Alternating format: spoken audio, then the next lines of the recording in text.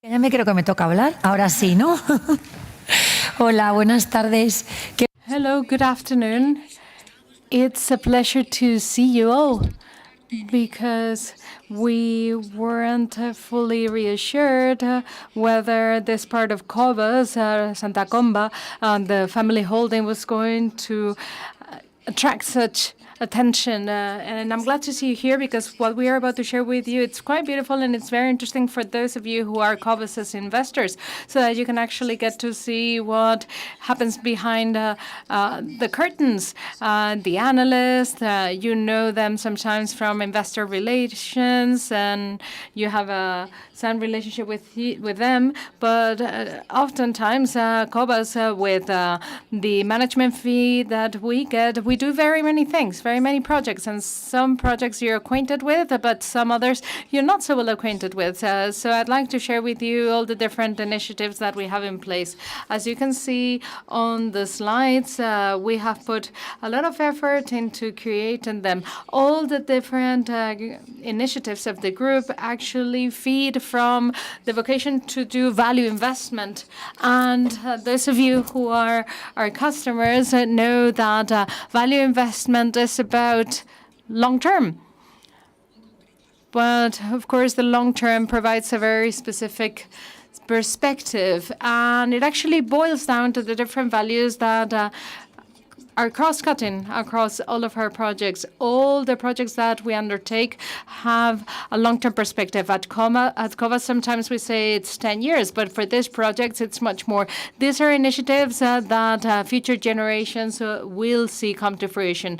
Sometimes our children, sometimes our children's children's, but it's hard to think that we will see the outcome of this, because some of these initiatives have to do with education, transformation of the financial system, the investment ecosystem, and it's all based on trust from the teams to the projects that we support, and the trust from the underlying investors.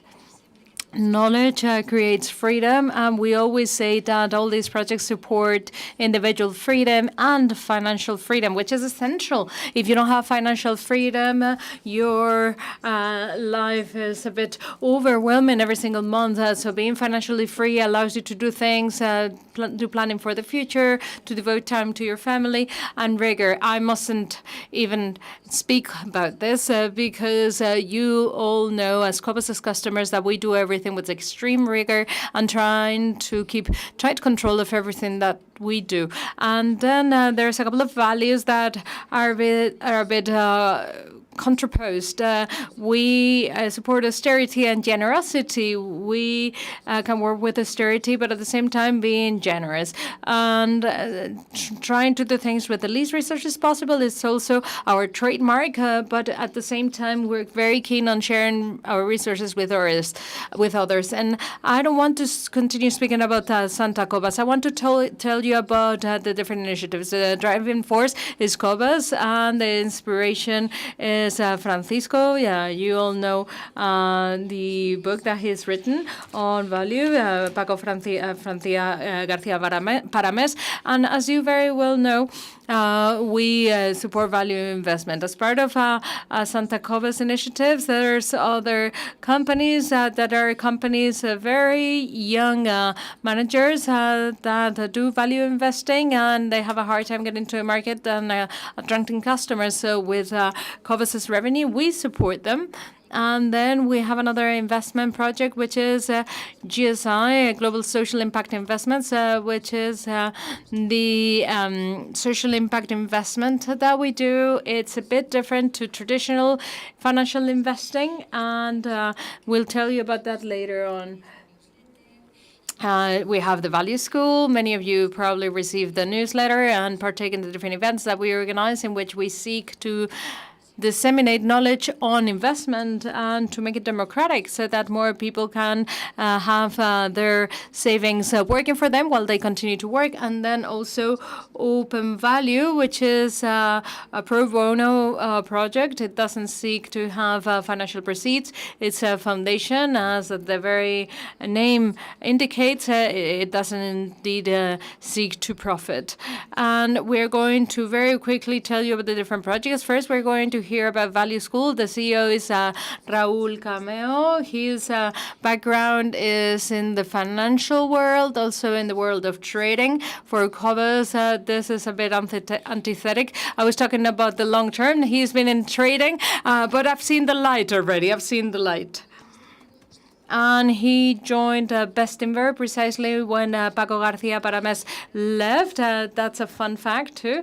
But he has great knowledge based on his background, and he's going to tell you about the initiatives.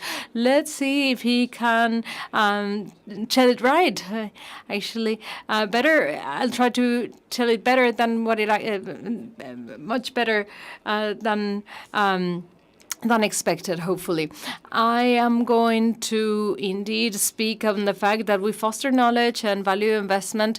This is a project that was created in 2017 in order to foster financial culture. Right now, it's as important as it is broadly forgotten. We, in a way, boast about the fact that we're clueless in everything that relates to finance. I was reading a publication on the Financial Times that was saying that this is a problem in the United Kingdom, and I was thinking if they come over here, they will burst out crying. And in the end, having financial knowledge is about being more reassured, and it's helpful to lead a reassured life. And of course, everything that we do here is intended to work at a price that is lower than in the price in the market. Because sometimes we boast about the fact that we are clueless, and we are in a way hostages of the bank, of whatever the bank manager says to us, the fund that they're trying to send to us. And of course, they have their commercial targets, and if they are aligned with ours as customers, it's haphazard, and we shouldn't even speak about the fees that you get charged for that. And it's quite significant that in Spain we have such a fixed rate. It's a product that doesn't really scare you. It doesn't give you any scares, but it doesn't give you any joy. So the bank's manager, when he has 30% to sell to meet his bonus, it's like sales time for them, and they try to make you buy it. So for someone who doesn't have enough knowledge, they will go ahead and buy it, and that's a concern also for the bank managers. So maybe in this case, customers need to sacrifice part of the yields that they could be accessing, buying products at a much more expensive price, and then the bank manager will continue to keep his equity. And it's a pity, because in the end of the day, this is what we work for, so that people can have their right tools to make investment decisions, so that they can come to understand how important savings decisions are and how important savings are indeed. I studied business administration. I don't know whether this degree exists anymore, but over 4 years, nobody actually explained to me how to deal with my own personal finances. So supposedly, we should be acquainted with that. If you haven't studied economics or business management, you will know even less. So all the different private initiatives, in a way, are fully bankerized. So what is the bank to do? They will say, okay, I'll explain to you how things work, and I will tell you to be careful with credit cards, and I will explain to you how that works. But that's not what they need to explain. What they need to explain is that you need to run away from them and from personal loans, and no one actually explains that to people. So Value School thought that it was right to do that. Initially, we had very humble objectives. We organized events, as Paco said back in the day, in which if one person attended to the event and learned something, that was already satisfying enough for them. Well, in this last few years, we haven't had bad results. We have had that one individual become 33,000 attendees to our events. We have followers on social media and subscribers to our newsletters that receive our communications frequently, and they amount to 600,000 people. at least 20,000 people have registered for one or more courses that we offer on our online platforms. But it's not only that. We have also edited 30 books in 4 different collections. We do workshops for schools and high schools. We organize courses for universities, also for companies. We are also supporting a more professional edition so that people who want to become financial advisors have an easier time doing it, so that they can get acquainted with the MiFID regulation, and so that they don't have to pay the very high prices that they charge for this training. We have also created this financial training journey, and that very well matches that for financial advisors. And this is for people who want to indeed know what the best way to get to their financial objectives is. And I'm sure that I'm leaving things unmentioned. I joined Value School in 2020, and I spent a couple of months trying to find out everything that they had in the portfolio, because Gonzalo called me up and they said, I'm going to talk to you about the ICADE Masters. What do you mean the ICADE Masters? So it was always about discovering that there were new things going on, and going forward, this is not going to stop.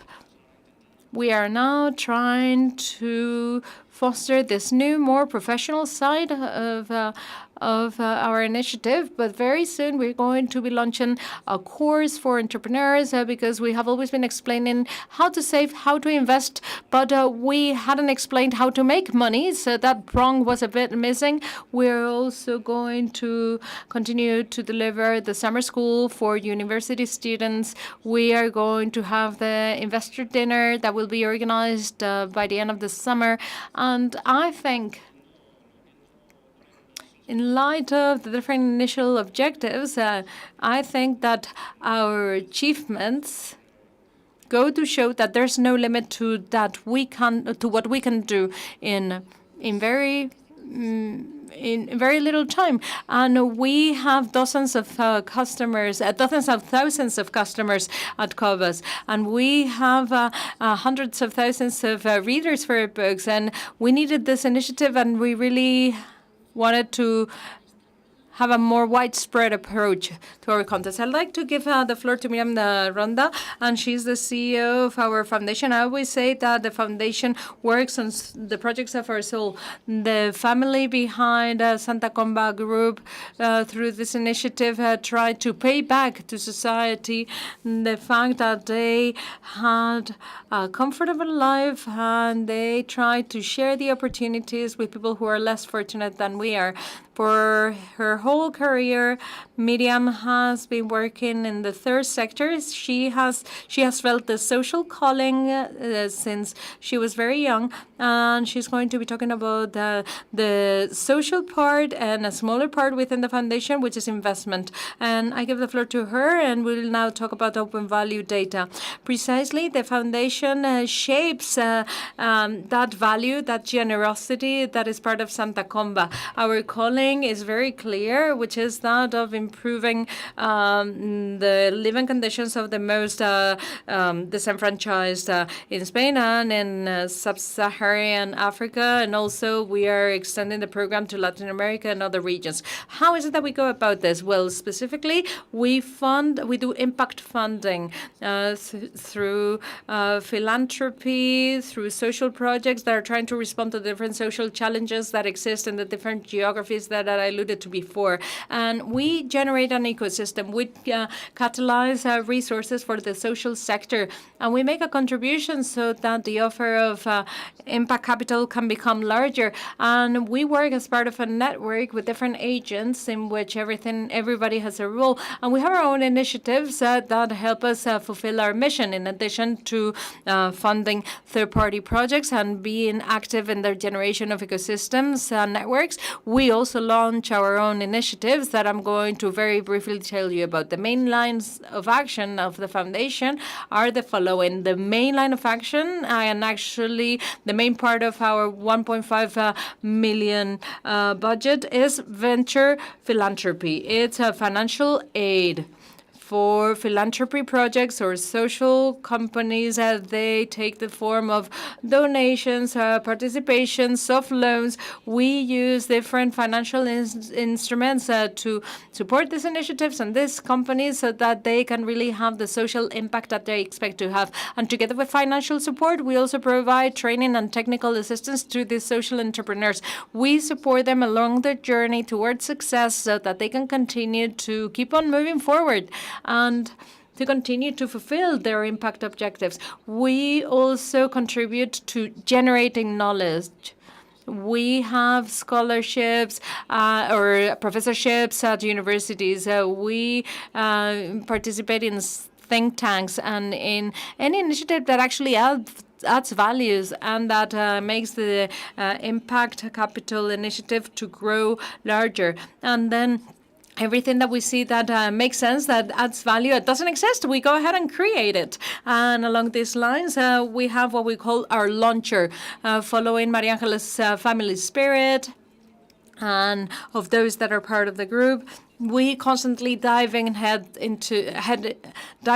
first into different projects, and we have the social leaders Human Academy in Spain. We have the First Foundation Fund. We have more than 40 funds that have started working in venture philanthropy and impact investment hand in hand with Open Value. And we have an impact investor, which is Catalytic Ventures, and the spirit is the same. The impact capital is intended to grow larger and more significant. And going forward, we will try to continue to build ecosystems to make our relationships stronger and to contribute so that philanthropy can become more strategic and sustainable over time with this model of venture philanthropy, a hybrid between a pure philanthropy and impact investment. And that way, we intend to escalate the social impact of social entrepreneurs, thus contributing to the societies where we are present, so they can become fairer and more equal. Thank you. We have just covered the more pro bono projects, and I'm going to introduce a management fund social impact project. And here we have a mission which is to generate yields for our investors, like any asset manager in Spain. And of course, any fund wants to create returns for their investors. And we are convinced in the foundation that you can invest, have financial returns and social returns. You can invest in businesses that improve the life of individuals. And in Spain, they are part of vulnerable groups or groups at risk of exclusion. And in other geographies, in the global south, they are close to the poverty line, which means having from $1 to $2 a day to live. And in order to tackle this, we have our colleagues. First, I'd like to introduce Arturo Garcia, who has also had a background in the financial industry, evaluating investments and working in real estate during the toughest times in Spain. So he very well weathered the storm, and the company where he worked was one of the few companies to survive the landslide that real estate suffered in Spain. So I give the floor to him so that he can explain what our African fund is all about. Thank you very much, Maria Angeles. I will just give a few remarks. Our African fund is an impact fund, and impact investment is investment. So indeed, the objective is to provide a positive financial returns, and it's impact investment at the same time. So the positive financial returns, in addition, should have a positive social impact. So we created the African Fund in 2019, and that means that we have been working with it for 6 years. Currently, we have 14 investments. We have done a few more, but we have left some of them with positive yields. These 14 investments are across 7 countries. All these projects and investments right now have positive returns, and sales are growing at a compound rate of 38%, and EBITDA at a compound interest rate of 24%. Now, talking about investors, we have some anchor investors who are institutional investors, such as Mafre, Cofides, Fonprode, ACID. And from the perspective of impact, we have profitability on the one hand side and impact on the other hand. But about those two, I'd like to make a few remarks. In terms of jobs created, the companies that we invest in have created more than 17,000 job positions. In terms of farmers, and by the way, agriculture is an industry where we have great representation in our portfolio. So we want for the funds companies we actually know that the funds companies deal directly or indirectly with 3 million farmers, and 60% of those farmers are women. And, well, in a few remarks, this is what we do in our African project. We do a relentless work in the foundation to get to thousands of women, people. And investment has a multiplying effect, and we get to millions of people that way.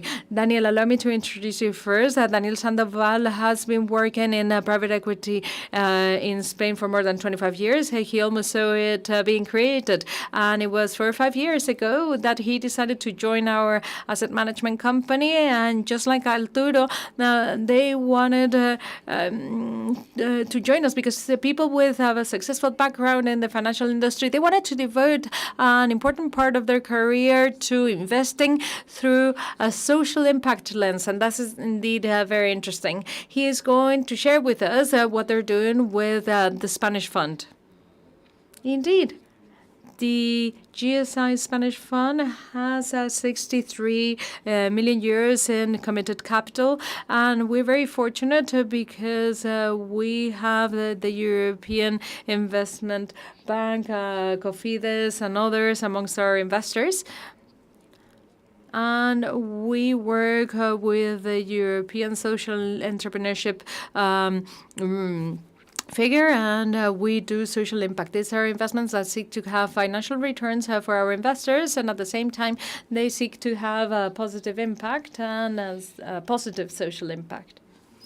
We invest in capital of not listed companies or unlisted companies, chiefly in Spain. They're all growing companies in which we see a perspective or a business plan that is convincing enough so that we multiply the investment times 2.5 times in 4 or 5 years. And we do this with venture capital, as long as it has an impact. And indeed, here, we're working with people who are in situation of vulnerability. So far, we have invested in 4 industries in different 4 companies in different sectors: logistics, retail, telecommunications, and recycling and device recycling.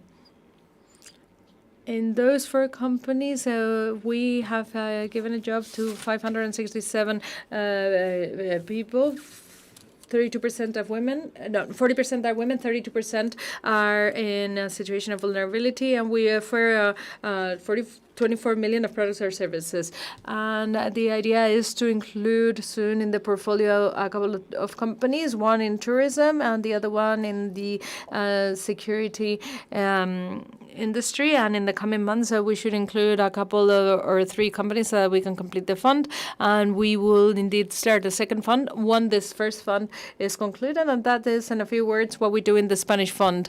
I hope that now you're clear about what impact funds are about. It's sometimes not easy to understand. Sometimes it's easier to understand this when you see it at a company. But we're going to share a short video to better illustrate this. We invest in high-growth, impact-driven companies, combining financial returns with measurable social and environmental outcomes. We're an impact investment firm based in Madrid, supporting sustainable businesses that generate lasting value, creating decent jobs, strengthening communities, and building resilience in underserved markets. Our purpose is clear: to improve the livelihoods of people in vulnerable situations by investing in profitable companies that contribute to solving social challenges in a sustainable way. To date, our portfolio has reached more than 8.7 million people, of which 3.3 million smallholder farmers. It has made over 50 million products and services more accessible and inclusive, and helped create more than 21,000 jobs, many for women and vulnerable adults. Looking ahead, we aim to grow our impact, unlocking more opportunities for companies and communities, and scaling solutions across emerging markets.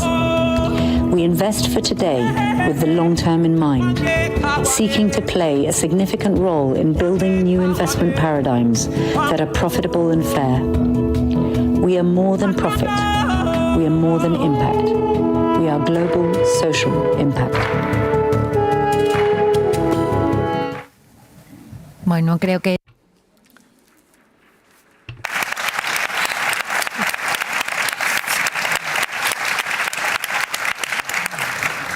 nada más deciros que os aplaudo.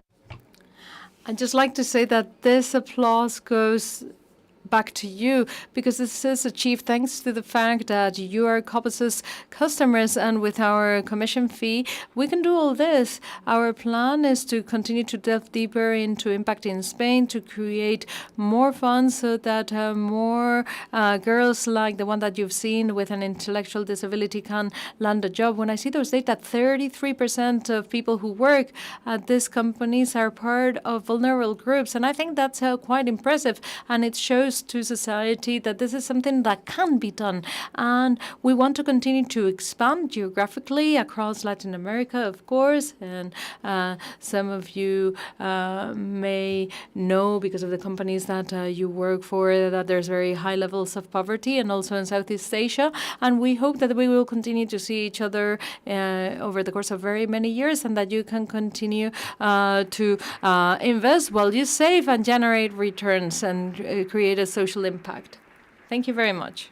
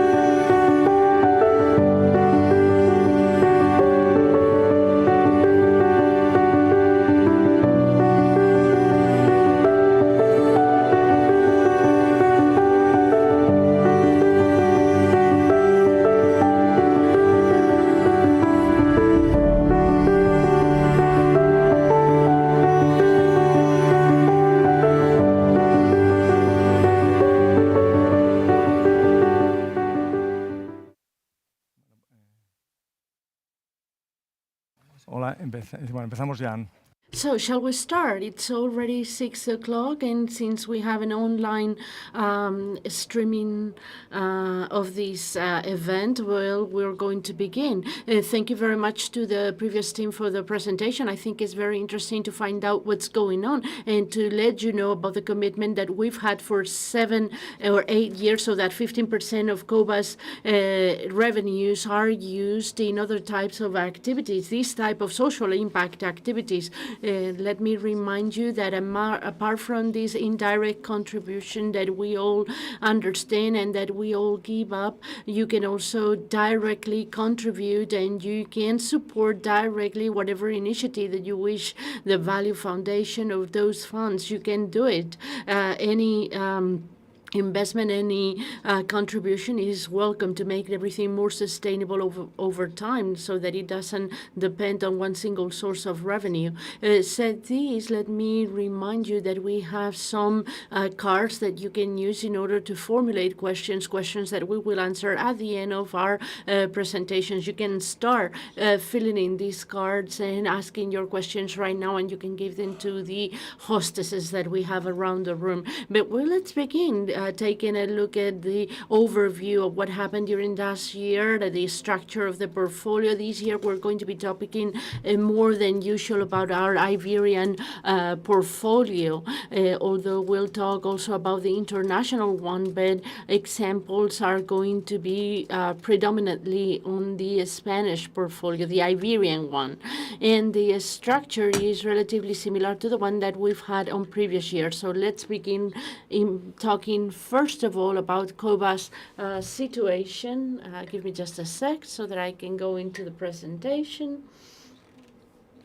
So we're managing 2.6 billion in this last term with an important growth compared to what we had on the previous year. It's very important to highlight that 66% of the equity sits in Class A, and we're seeing that this is noticeable. This is noticeable with a tremendous difference. And talking about this over time, this is going to be a substantial difference, especially if you've been 7 years with us.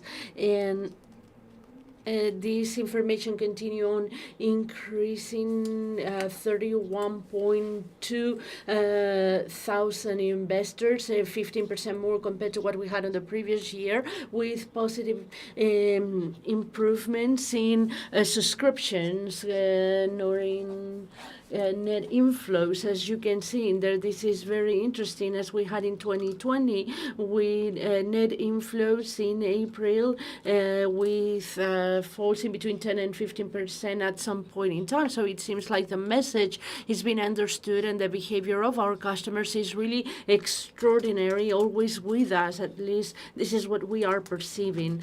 And with regards to the information here, we're all ours. This is a collective management fund, and a manager manages in solidarity. We all make mistakes and we all have successes at the same time. Last year we explained in great detail how we're working, and we'll continue on working like that. So this is a fund that it is collectively managing the pure sense of collective management for a lot of people, with a lot of people managing. And we've launched one new product this year. Is a new pension fund, fixed income, mainly aimed at self-employed people in small and medium-sized corporations.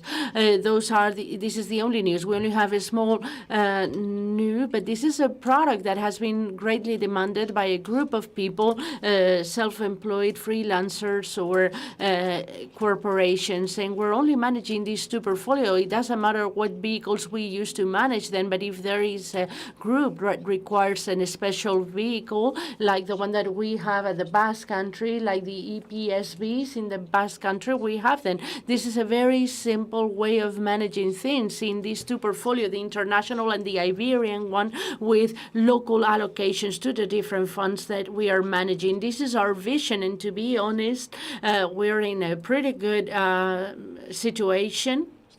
with good stability in all senses, both in terms of customers as well as in terms of investments. So in terms of return and intrinsic value, it was really good, we have to say. Ever since we started, we have a 139% profitability in the international fund and a 167 in the Iberian fund. Last year, plus 23.4% in the international portfolio and a 12% in the Iberian, and YTD 5.1% in the international portfolio and 20.7% in the Iberian, still below to the index of reference, dragging the initial results that we had. But this is definitely not concerning, because we're going to be recovering this with no problem. The main reason for this is that the valuation of our funds, despite its singularity and the reasonable profitabilities that we had in the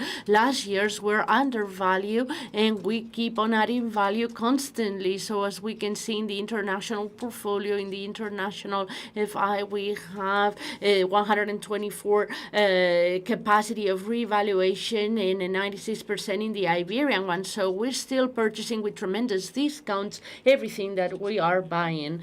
And this is the outlook of the model portfolio, the one that has been chosen. This is the different values that made it up. The simplest one and the most interesting for us is the PER, 7 times benefit in these global international markets that we compare ourselves against, and we are at half the price. And this is the trend that we had ever since we started, with a huge potential, to be honest. And we insist, it's not that we're talking about bad companies that we're buying and that's why they're cheap. And the return on the capital expended in these companies very similar, is 31%.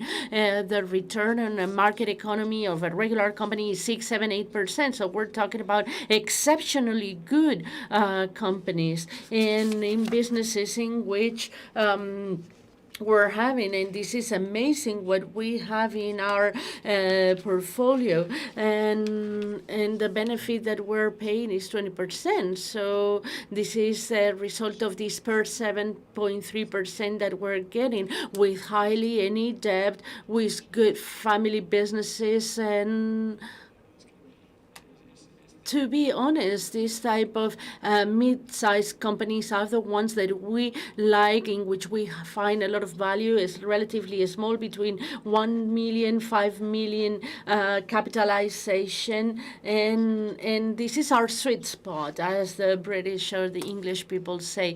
And this is where we find the best companies. And what we'll see later on is that the most interesting thing about all this is that these companies that we're choosing are growing companies. We're going to see 3 examples this year: Castellana, Occidente, Almiral, and Albio, that represent a huge growth. They are other companies in our portfolio with very important growth. It's not a matter of buying cheap companies and that's just about it, but paying growing companies, paying a little amount of money for them, not paying for the growth. In some large companies, they're growing and you have to pay a lot of money. That's not our business. Our business is to buy good companies that are growing at a smaller price, and that makes us be hopeful, and it makes us believe that we can have expectations of good valuations. When you are having this pair of 7.3, good things are going to happen. You don't know when, but good things are going to happen. Let's talk about the environment. We only had a presentation 10 days ago when we prepared the presentation, and we only had one slide. Because we don't know what the American president is going to do, the Russian president is going to do. We hardly know anything. And in financial markets, you don't have to guess what's going to happen. You do not need to write 27 books on geostrategic, because you don't know who's going to invade who. That's going to be a surprise. It could happen that China will invade Taiwan and not Taiwan invading China, although we will see. We have a Taiwanese in our group, and again, we don't know what's going to happen. His opinion is probably going to be very valuable. But what we know it is that for the past years, the global GDP is growing. Some years at 3.5, others 4, in some years 1 and 2. And in 2 years, we had some negative growth. In 2008, with the big recession, and in 2020, with the pandemic, with the COVID pandemic. So really extraordinary things need to happen for the world not to grow at a reasonable pace. And that's what matters to us. We are investing in companies that sell worldwide, global companies that are exposed to absolutely everything. They're not limited to Spain or to America, but to absolutely everything. What we want to take a look at is the global GDP that will help us to invest. So we're thinking about what will be the next negative year of growth in the global GDP is totally useless. You can wait for 40 years. That's a reasonably long amount of time. You have to invest thinking about the long term, but that's a long period of time. So from 2008 to 2020, we had to wait 12 years for a negative growth because of a pandemic that it is absurd and totally unexpected. Something absurd and totally unexpected might happen in the future, but we cannot be guessing when this is going to happen. And the reality is that markets, financial markets, continue on growing. This is the gray line, and we see how they're growing. Global capitalization of the markets continue on growing. That's only logical, and that's the scheme that we have in mind when doing our job. Tomorrow we start seeing the implementation of tariffs. We'll have to adapt. This is what we've done all this year. These last months we had to sell a few corporations that had gone up or that had gone through a takeover bid, like in the case of Castellana Occidente, and some other companies were being penalized because of the collapse provoked by the tariffs, Donald Trump's tariffs. So what you have to do is to adapt to the events that are happening, but not trying to prevent what's going on with a crystal ball, guessing what's going to happen. And this is the way we work, and this is reflected by this graph. If you want to ask us what do we think about tariffs, we can give our best informed opinion, but it's totally useless. It's like what any analyst can say. And what is the current status of our investment? This is our international portfolio. This is the structure of the portfolio. As you can see, we've reduced a little bit the energy block and the defensive one as well, and we've increased the cyclical one. And it is not that we said let's be less defensive, more aggressive. There are some things that go up, some things go down. Markets are moving, and we take advantage of these fluctuations. Of course, we like defensive companies that are cheap and that are growing, and if everyone likes it, maybe those corporations grow, but maybe we can purchase some others that are penalized because they think that they're going to get into a bad economic cycle, and those companies are going to fall. But these type of movements, they are not based on big strategic decision, but we take a look at each one of the values, what they are generating, what they're not generating, and what we think they can generate in the future. And that's how we operate. And the movements in the portfolio have been determined by the movements of the different values. This is the impact of corporations. The greatest contribution came from Golar, Babcock, Currys, Academia, Avio. In these GNL infrastructures, we've gone down from 8 to 5 because we've reduced our exposure to Golar, because I think this is explained in the next slide. Well, it is over there because they have 100% increased, and that's why we've reduced our exposure. Babcock is the same thing. It used to be 4.5% of the portfolio, and now it's 1.3%. So we've reduced our position with Babcock. It's a wonderful defensive company that was undervalued, but now it's less undervalued. So it's not worth it to have a 4.4 or 5%, given the alternatives that we have, and that's what we sold part of our investment in Babcock. And this type of movements in the corporations made us make our investment decisions. And if we take a look at what we've done in energy, we've mainly sold shares from Golar, and the company in which we've increased our position more is TGS, which is the world leader in deep sea seismic studies. So, and this is what we're doing right now. These two corporations that are operating more or less in the same sector, because Golar is dealing with gas infrastructure and TGS, gas seismic, one has multiplied by 2 and the other one has fallen by 50%. So we're moving money from one to the other, and this is exactly what we did, and was we've increased our oil and gas services by that amount. And anyhow, we continue on having a very important position in gas and oil, of around 27%. And since we've seen that several of the companies that have impacted us more in the last year or so are companies in the oil and gas sector, Juan will take a deeper look at the oil and gas thesis that we have and what we still have in oil and gas exploration companies and companies that allow us to extract value from oil and gas.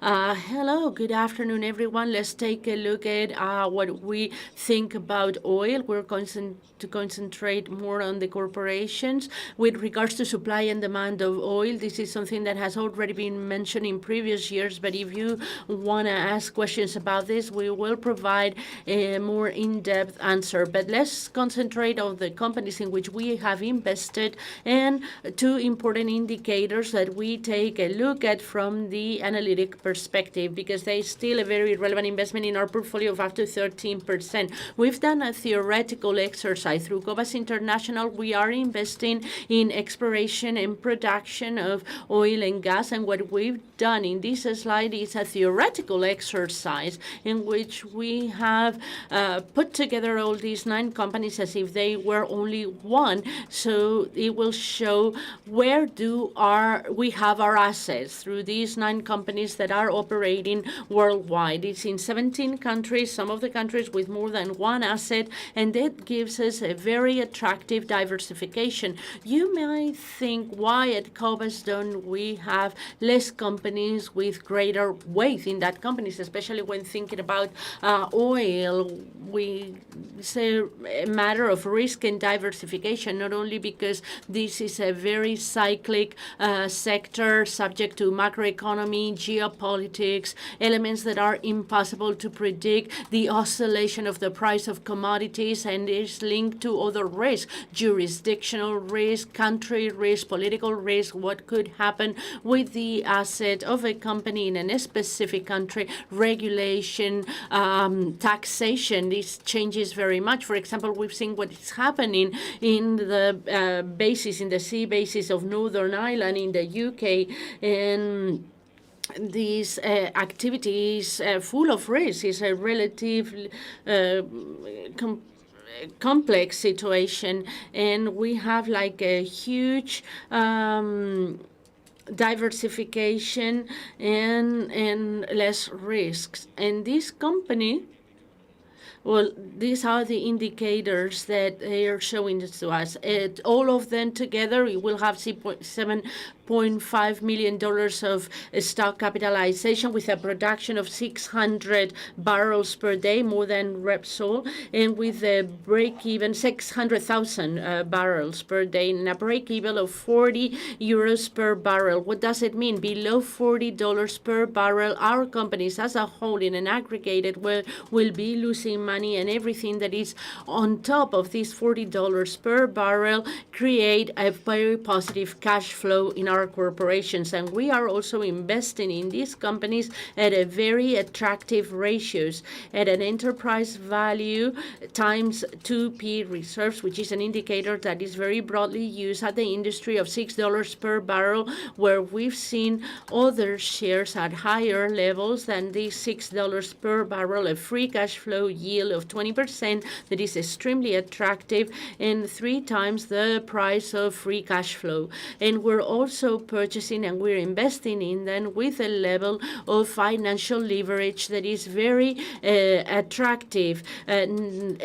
1.2 net debt ratio versus the EBITDA, which is very interesting, as you can see in a detailed way. And the small asterisk at the end of the table, it says all estimations are using $60 per barrel in all of our models, and we're using $60 of Brent barrel that is costing right now around $65. We're a little bit below. And why have we used $60? First, because of consistency. Can sound anecdotal, but we have been using this thesis for 3 years, and we didn't thought that it was appropriate to change it right now. And it's so because it's very close to the spot price right now, very close to the curves of the futures for the hedging of the futures by the industry and by the financial sector. And in the next and this is basing the structure of cost of the financial sector. And this graph shows, it might be overwhelming, but in the horizontal axis, it shows the accumulated production in millions of barrels and the average cost of production for each one of these basins, oil basins. On the left-hand side, we have the Middle East. We know that it is the cheapest producer. It's costing in between $20 or $30 to produce a barrel of oil. This information explains how much does it cost to take the barrel and to maintain production stable, including capex. And then we're having Guyana costing $40, Brazil, and to the right-hand side we have the more expensive producers, the shale, American shale, and the crude oil from Canada. And this is based on marginal pairs, the marginal supplier and the marginal demanding party. The one that offers this barrel is going to have an average price of production, Canada, $60 to $70, and that's what's going to set the average price in the mid-term. The cost of the marginal offerer. And if the demand continues in these terms or growing terms, as we believe is going to happen, we'll see this oscillation towards this price. But there is a very important point here that I wanted to mention, and we can see this reflected in the graph. As I was mentioning before, our companies have an average production cost of $40. This means that the current market price will have to fall from $65 to $40 so that our companies will start losing money. This gives us a buffer, a security buffer that makes us feel very much at ease with these corporations that are very diversified and with very attractive figures per se. And another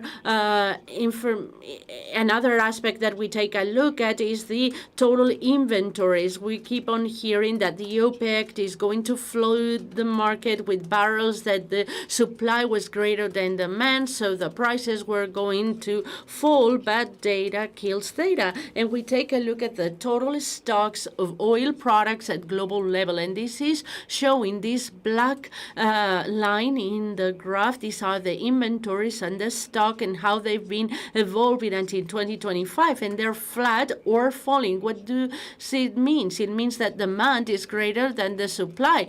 Supply cannot meet the demand, and therefore they need to take part of the supply from the stocks.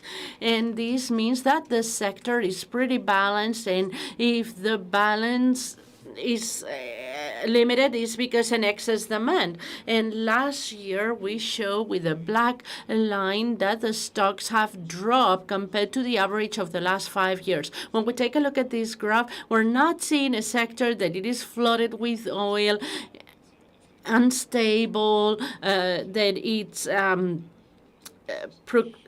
it's having a proclivity of falling, but no, it's in a pretty stable, and we're investing in 9 companies with very good financial and economic indicators, as we've shown, and they are located in the mid line of the cost curve. That gives us a tremendous security margin versus the oscillations on the commodity price. And with this, I finish and I give you back the floor. Taking into into consideration that we have people working for British Petroleum here, we say that this is producing 3 times this. British Petroleum is producing 6 times, doubles what we're doing with our own company, in quotes, this set of these 9 oil companies that we're investing in. So there are no reasons to think that ours will not end up producing as much as big oil corporations. And going back to the structure of our international portfolio and finishing with our analysis of the international portfolio, as we were saying before, we've reduced our exposure in the defensive sector because the market is starting to show the correct valuation of it, as is the case of Ariza. In Ariza, we've sold our whole position there, and that was also the case of Babcock, same thing. We still maintain a certain position, but as we always say, we don't sell at the objective value because there's always something better.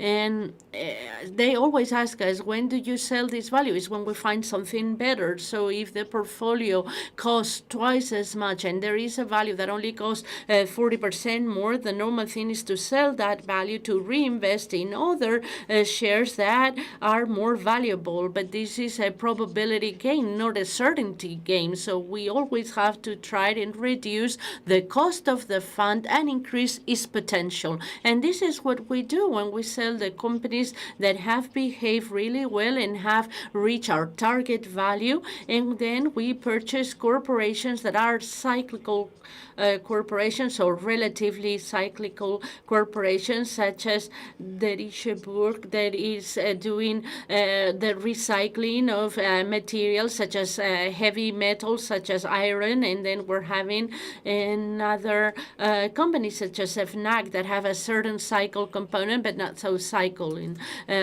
Grouping them, it's not always very clear, but we have reinvested in these 2 corporations.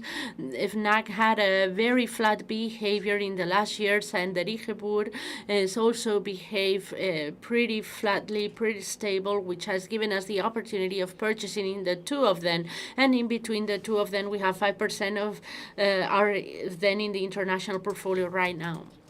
And if we move now to the Iberian portfolio, we see that things are happening in a different way. In the defensive, we've reduced our position and we've increased in energy, mainly due to our investment in Repsol. And in the rest, we maintain things relatively stable. The investment were in Técnicas Reunidas. We supported them in the expansion of capital, and the company has responded to the trust that we gave them. They have behaved extraordinarily good, and they will continue on doing so. Castellana Occidente, which we will explain in detail, and we've increased our participation. And the one that has impacted us more is Grifols. We had a smaller position last year, and we've purchased throughout the year. So far, we have been able to assume this negative impact, but we think we're going to recover in the future. And if we take a look at the companies in which we've reduced our position with 3 companies, it's hard to see. The graphs are very obvious. Castellana Occidente, after the takeover bid that we had, we sold our shares. Ibersol, which is the company to distribute franchises, for example, Pizza Hut franchises in Spain and in Portugal.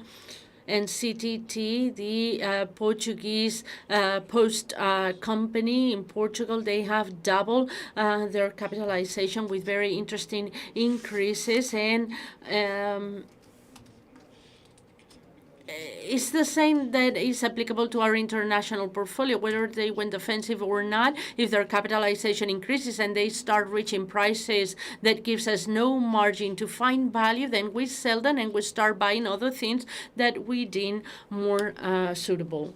And this is our main purchase. In this case, it was Repsol. That was the company in which we had a very limited stake, and seen its behavior and the tremendous generation of cash flow that they have, and the wonderful allocation of capital that they're doing, repurchasing shares and paying back dividends. This has become a very important position for us right now within the Iberian portfolio, 47%, in Almiral and Grifols, the three companies with these important positions in our portfolio of 7%. The case of Grifols and Repsols, the behavior is obvious. The case of Almiral, which we will hear about right now, the behavior wasn't that good in the previous years, and that given us a wonderful opportunity, and that's why we decided to invest. And investing in the pharmaceutical sector has increased very much thanks to this investment. Y ahora nos van a presentar Iván. And now, Ivan and Vicente and Juan Cantús are going to present three investment cases, two of them in Spain, Catalano Accidente and Almiral, and Juan will be speaking about the international side, continuing on with trying to explain our vocation in this portfolio. And we're going to be talking about value. It's only 2% of the fund. It's a small investment, but it's very interesting, and we thought that it would be quite a good example. So over to you, Ivan. Thank you, Paco. Good afternoon, everybody. As Paco rightly said, we have settled our position at Catalana Occidente, and he shared a bit of a spoiler. He shared the reason, and the reason is that on the 27th of March, there was a takeover bid by the founding family of the company, and some of them offered, and they offered 50 euros per share, and the company was listed at 43 euros. We think that Catalana is worth more than 50 euros per share, but what actually happened was that 1 week after, Donald Trump had his Liberation Day, and he set tariffs on everybody, and everybody knows what happened. The market dropped by 10-15%, and what is it that we did? It was crystal clear to us. We sold our position at Catalana Occidente. It had been increasing by 37% over the year, and we reinvested in companies that were falling by 10-15% at that point in time. So there was a one-off event here. And why were we invested in Catalana Occidente? The key to make the best of this takeover bid was the fact that we were invested in Catalana Occidente. And this is what I'm going to try and explain right now. The first thing that I'd like to understand about a company first is what is it that they do and how they do it. For those of you that don't know Catalana Occidente is a Spanish insurance company controlled by the Serra family, and they have 63 to 64% of the stakes in the company, and it's a company that we have known for more than 20 years in my case, and 30 years in the case of Paco. And how do they do it? They do it really well because it's one of the most profitable and solvent companies in the industry. For those of you that don't know what the combined ratio is, because it's a bit technical, to put it simply, it's an expense ratio. The lower, the better, the more efficient they are. And as you see on the graph, systematically over the course of the last 14 to 15 years, the company has overperformed the industry. Now, at the same time, the company has quite a prudent and conservative management team. Instead of paying out high dividends and decapitalizing, they did the opposite. They paid out comfortable dividend, and they grew it with the profit of the company, and this caused the company's capital to grow, as you can see in the graph, and in turn this made the company's valuation to grow year after year. So the question that follows is, why was it cheap then? Why was it an investment idea? Well, when I was asking this question to other investors and other analysts during meetings, the typical answer that they gave to me was that the company didn't have liquidity. It was very difficult to buy, it was difficult to sell, but we have never had any issues with liquidity. Every time we wanted to buy, we went ahead and bought. And every time we wanted to sell, we managed to sell. And this is partly due to the fact that we have super good traders. Alberto, I cannot see him right now, but Alberto is the head of our operations desk, and he and his team perform a great job finding shares even under a rock. And when we asked investors why they haven't, when they hadn't invested in Catalana Occidente, they said that there was no catalyzer. It was a boring company until something happened, which was the takeover bid, as we just explained. But the reality that we have seen, and that actually justifies why the company was affordable, was because the company wasn't, the market wasn't really understanding the company. They were very much focused on the automotive branch. And I say this because every time there was a positive piece of news for autos, the listing increased. And every time there was a negative headline, it dropped. But you can see that automotive only represents 12% for premiums in Catalana Occidente, and the company was not focusing enough on insurance credit. And this business is quite a profitable business because it's an oligopoly at the world level. And through its branch, Trarius, Catalana is a leader, a world leader. Let me underscore that. So what was going on in terms of stock prices? Here on the chart, you can see that between 2022 and 2023, the stock price have remained flat, around 30 euros. And what is it that we did? We built up our position. And around June, or the end of 2024, the share price started to reflect part of that value. And we made the best of that moment to partially reduce our position. And then we liquidated it when the takeover bid by the Serra family was launched. And what is the conclusion that we can draw from our investment in Catalana Occidente? The conclusion is that if the market doesn't recognize the value that a company has, there is always someone who does. And now Vicente is going to explain why we are invested in Almiral. Thank you very much. Good afternoon, everybody. We're going to discuss Almiral today, a company that amounts to more than 7% in the Iberian fund and roughly 2% in the Fondo Selección, the selection fund.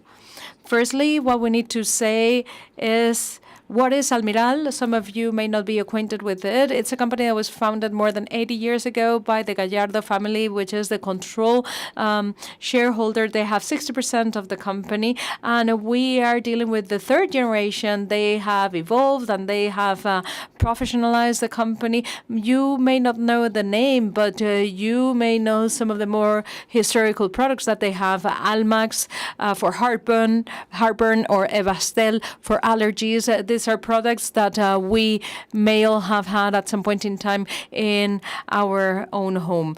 But now they have steered towards a specific therapeutic area, which is medical dermatology, and especially focusing on those diseases that have to do with skin inflammation, like psoriasis, atopic dermatitis, acne, or some other nail infections, or the hair even.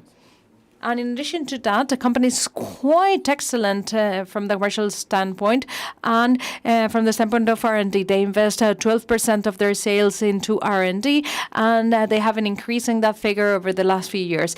And now we're going to explain why this opportunity came about, because apparently it is a good pharma company. So what is it that has happened here? What we see is that there was a point in the last 5 or 8 years that they made a couple of acquisitions in the U.S. market, Aqua and some active principles for Allergan, and we all make moves, and this is what happened to them. And there were some competitive conditions in the American market, and they missed part of their value. They destroyed the profitability of those operations. They were creating an EBITDA of about 100 million, and this affected the whole company. And there were 2 or 3 recurrent CEO changes, because in 2017 they hired Pete and Winter, but then they offered him CEO position at the global level. There was a new CEO, and it was later replaced by a family CEO, which is Carlos Gallardo. These are all concerns for the market, and therefore the shares, and we started to build our position in 2021, 2022. The shares were at 11 or 12, and it dropped to 8. And the market was concerned about the things that were going on, but this also gave us an opportunity. It also gave us an option to join the company. And what was it that we saw in this company? We are now going to explain it. We invested in it because they have biological products that are completely innovative for psoriasis, Ilumetri, and for atopic dermatitis, Ebglyss, and they have transforming potential. They can seek up to 800 million in sales in the future. This company had about 850 million in revenue in 2024, but the company size is going to double in the next few years with the entry of the new CEO of the family, Carlos Gallardo. We can see that the strategy is now focused on launching the new products, increasing the investment into R&D, and he decided at a point in time to stop all the different acquisitions that they had been doing in the past, all the U.S. acquisitions, and focusing on acquiring licenses and products that have been indeed quite successful. These two products that are displayed on the screen, Ilumetri and Ebglyss, are products that have reached agreements with other pharma companies, and they have the rights for Europe. And it's also a company that has no debt, and I think that's important to underscore. They have time to develop those new products. Their balance is quite healthy, so they're quite reassured. And we must also say that it's a company that we know ever since it went public. We have been following them in the good years, in the not so good years, and this always gives you a better perspective on how things are. And this helped us build our position as we saw the share price drop. Now I want to set the backdrop for the mid and long-term perspective. The base business, you can see on the graph, is around 850 million euros that we mentioned before, and the new products are the one depicted on top. On the dark gray, you see Ilumetri, and in green, Ebglyss. The plan of the company is to grow in the next 7 years by double digits in the next few years. There's very few companies that can grow on a yearly basis in double digit, and there's been an increase or an improvement in margins because these products have a better price and because of the operational leverage. Once you sell more, because you have already invested in your commercial network and you're keeping up your commercial network at the European level, it's quite reduced because you don't visit primary care physicians. You would need a very powerful network for that. You only visit specialists, dermatology specialists. So once you have that network and you populate that network with products, there's an operational boost and therefore margins improve. And now we wanted to zoom into the main product for the coming years, which is Ebglyss. And the first thing to draw from this graph is that the atopic dermatitis has a great prevalence, 3 or 4% at the European level. And here, roughly, we are saying that moderate to severe atopic dermatitis patients amount to 5 million across Europe. And we're talking about a large market here. And what happens here is that existing treatments that can be topical creams or corticoids or immunosuppressants that have an impact on the immune system, halting the functioning of the immune system. They're not as efficacious as we would like them to be, or they don't have the safety and efficacy profiles that we would expect. This is why they're developing innovative therapies such as Ebglyss. It's a biological product, a new generation product that has been marketed. The growth since 2018 to 2023, it's 23 times fold because there was a Sanofi product that was marketed and what is expected before the end of the decade is for the market to be multiplied by 4 or 5 because we have innovative therapies with better efficacy, better safety profiles, and this is actually based on estimates about Clarivate, a consultancy firm that is a reference in the healthcare sector. And now, if you look to the right, you can see depicted Dupixent, the Sanofi product that was the first innovative product for atopic dermatitis. They're selling 13 billion only in Europe, and from selling practically nothing in 2018, they went to 1.6 billion last year. We considered that this product for atopic dermatitis is used for other indications, and 60% of sales come from atopic dermatitis. So 1 billion, 1.2 billion of sales are for atopic dermatitis in just a few years. And here we have a product very similar to this, which is called Ebglyss, and they launched it 1 year ago, and in 2025 we think that they will be selling about 100 million, and in coming years that they will go up to 500 million. But why is this product going to reach that sales level in coming years? Because their efficacy profile is quite similar to that of Dupixent, and the MOA is practically the same. It has fewer side effects, less conjunctivitis, and the dosing is better than Dupixent. It's every 3-4 weeks compared to 2 weeks, which is what Sanofi offers. So it's a great product, and it's going to give us many reasons to celebrate in coming years.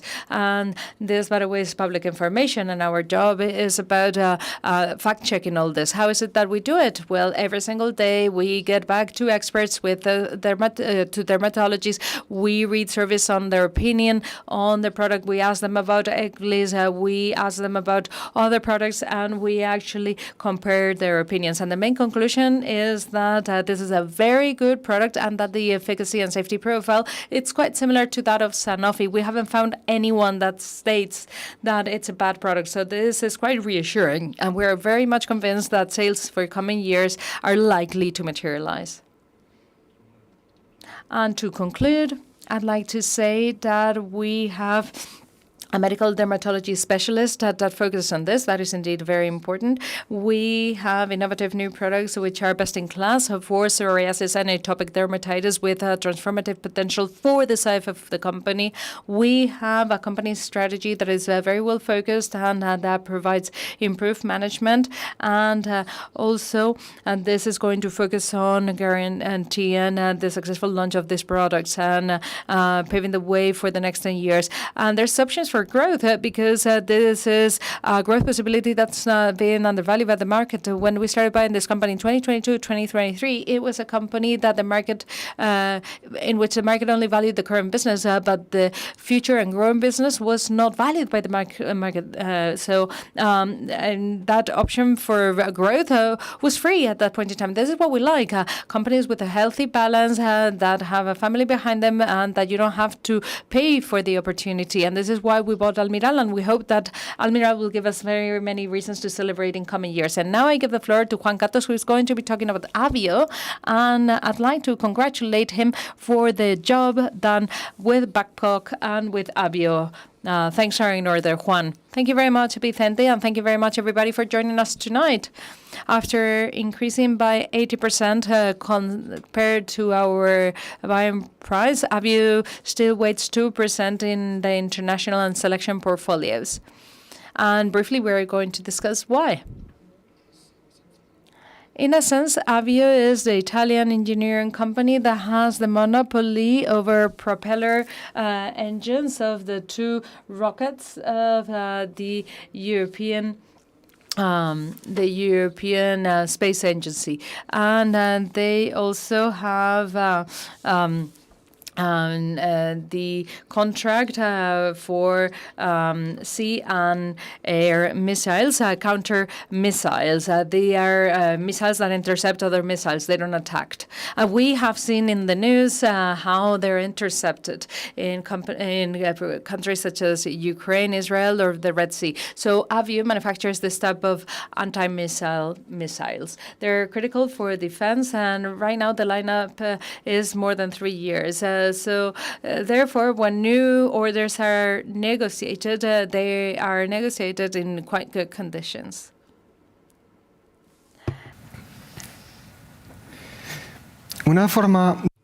One way to see that our thesis is working out is to observe the positive evolution in terms of order book records.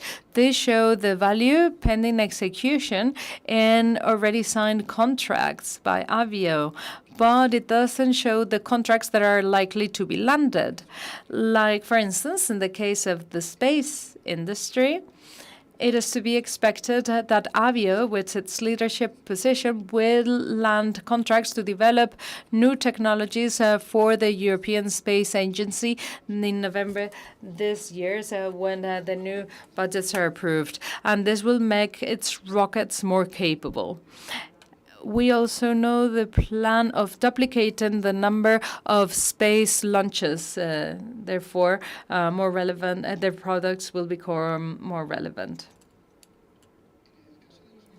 In the case of the defense missiles business, the order book has already multiplied by 10 compared to the historical series.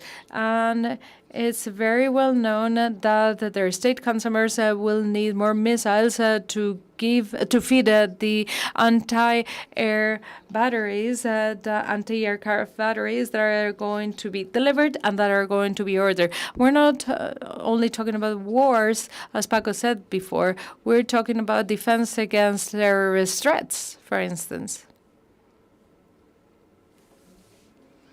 Therefore, and in concluding, when we also take into account the signed and the contracts and the signed contracts and the contracts to be signed, we can cautiously estimate that Avio is going to be larger than ever, estimating that sales will more than double, that it'll be more profitable because the anti-aircraft business is more profitable than other businesses, and Avio has been undervalued and continues to be undervalued at around 7 times profit in very few years. In the European and US markets, these businesses are very much demanded, and they are paying off more than double of what we say here. I really hope that you enjoyed this information. Thank you very much. And Paco, I give you the floor. Thank you very much, Juan. Without intending to do it, we have realized that the 3 examples are growing examples above global GDP and above what is considered normal in listed companies. And we insist on the fact that investing in value doesn't mean investing in companies that are flat. It actually means investing in companies where you think that what's going to happen, it's not portrayed on their share price. And this is what's happening in the companies that were invested in. The great potential that they have is not reflected in their share price. We don't like playing 25 times for a growth that may or may not come. If we're paying 7 times profit, then we can be more reassured. So to conclude, I'd just like to recap what we just shared, which is that fortunately some of our theses have become mature after a lot of time. Some companies had to be restructured, difficult things had to be done, but we continue to mature and things work out as they should. And we are really quite lucky because we are being capable of recycling the investments that we are doing in other new companies. And indeed, the problem that we have in our meetings sometimes is how to decide on whether we should include a new company in our portfolio or not, because there's so many candidates that there's no way around to go about this. We have rejected companies that we think are worth 80 or 90% more, but they're not worth 100% more. So sometimes we'd like to buy more of a company that we already have in our portfolio that is worth 110% more. We are rejecting companies with great potential because in our portfolio we see greater potential. So there's not a lack of opportunity. And going from PR 7 to PR 6, it's a possibility that is there, and we will always fight for it. And it's what our job is all about. And then we will see that others sooner or later will want to invest in our companies. And the great upside potential comes from what we just explained. If we're going on for undervalued investment, good things will happen, and that will be reflected on the share price. And we already talked about our team, a team that is very much unified and very well organized. I think that we are all very happy here. We feel very comfortable. I'm the first to say it. I'm very happy with the team, and they really take off a lot of responsibility from my shoulders, and we do collaborative and joint management indeed. And as we said in the beginning, we don't really know what's going to happen with the world, but we will be ready for anything that it may throw at us. The portfolio is in good condition, and there's great possibility if this recession comes around like COVID or the recession of 2008, then maybe the portfolio will drop. But it's difficult for us to lose lots of value in our companies because we have very few indebted companies. We can count them with the fingers of one hand. 2 or 3 companies may have issues with debt. We have had just one or two mistakes because of that, but there will always be errors, but they will have very little weight on our portfolio. So if there's a recession and if any company could run into trouble, this may materialize. They could be structural changes in a business, it's something that cannot be predicted, and that could happen.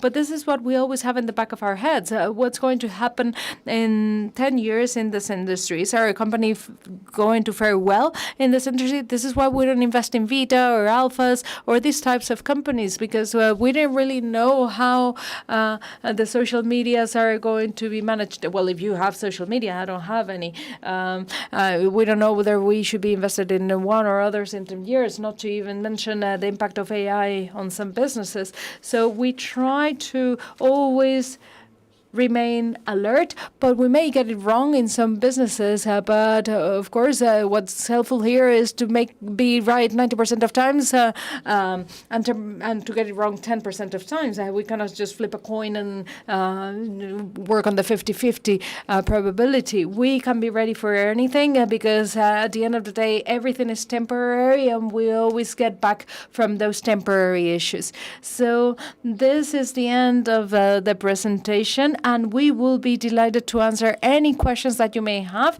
for any time that you require. And I'd just like to mention something. Probably everybody in the room knows it, and here in our audience, everybody knows it. But maybe some people don't know that I don't sell anything. And I don't know, sometimes we see news of this kind. We have already filed a couple of reports on things that myself and Cobas had been subject to, because they are saying that I sell things, and the things that they offer go against the philosophy that we have been explaining for so many years. And those that fall for this type of thing don't really know what it is that I do, what we do at Cobas, and our background. But we need to remain alert, especially friends or anybody that fall for this, because we are aware that some people are falling in the traps and they're losing money. So please remain alert. If in doubt, call Cobas, call us, ask us, and we will respond that, of course, we have nothing to do with this because we don't do any marketing. We don't sell any products. If you want to come and invest with us, you can go ahead and do it, but we don't do campaigns of any kind. And it's quite surprising that people fall for this type of scams. And I don't have WhatsApp. I don't use WhatsApp. Please, everybody, be aware of that, because it's impossible for me to send you anything over WhatsApp because I don't have the app. So it's technically unfeasible. So with that, I think all is said. And thank you. And we can move on to the Q&A now. Thanks. No tienes un boli de sobra, ¿no? ¿Tienes un boli por ahí de sobra o no? Oye, buenas tardes. Good afternoon. Good evening. On behalf of the Investor Relations team, we would like to share our gratitude with everybody who's watching us online and to those of you who are present here in the room. Before we begin, I'd like to remind the attendees of the fact that they can scan the QR codes and answer their question, the QR codes on the screen, and fill out the questionnaires, or there's cards in the room, and you can send your questions in writing. And online, you can do the same. You can send us your questions, and with this, maybe we can get started with the first question. Yes, Paco, we are going to start with your retirement. We have received a couple of questions about your retirement. Jorge is saying, Francisco, at what age would you like to retire? Do you think that Warren Buffett retired at a too old age? And Francisco is asking a question that he thinks is personal, but he says, after all these years, Cobas's funds are no longer author funds. Does that mean that you're paving the way towards your retirement? No, not really. The father of my wife, Maria Angeles, he retired at 100 years old. At 101 years. And Warren Buffett retired 7 years earlier than her grandparents. That's a bit early. That's pre-retirement, I would call it. And I have no intention to retire, to stop. and to stop doing this because I love it. I have no intention of doing that. I don't know what curveball life may throw at me, and we will see what happens then.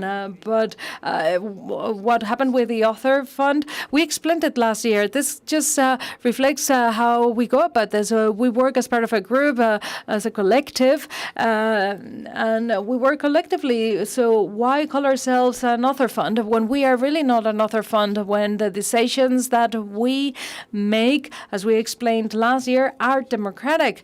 And when I have displayed my card to do things my way, we lost all money. So, it works well to work in this way. I can say, okay, allow me to do this once, and when they supported me, it was a failure. So I think this is the future, and this is how we're going to continue to work. Mandan saludos. We have greetings from Argentina, and they've asked a question about the comments on the second half of the year with 5% of the company. Lily, it's a company with a lot of debt and a cyclic company. Knowing about the lack of foreseeable income, 28% of days contracted, and the maturities coming, what will Cobas do? I'm going to answer that question, but before anything else, we have to say that board is one of the most complicated companies that we have. I was referring to that one as one of the companies that in a moment of important recession can bring important problems, and we have 25% of the portfolio, 5%. So board, that's the company. This is a drilling company, board. And if nothing happens, if our thesis work correctly with board drilling, it can be five-folded, seven-folded. So the risk and the profitability is totally asymmetrical.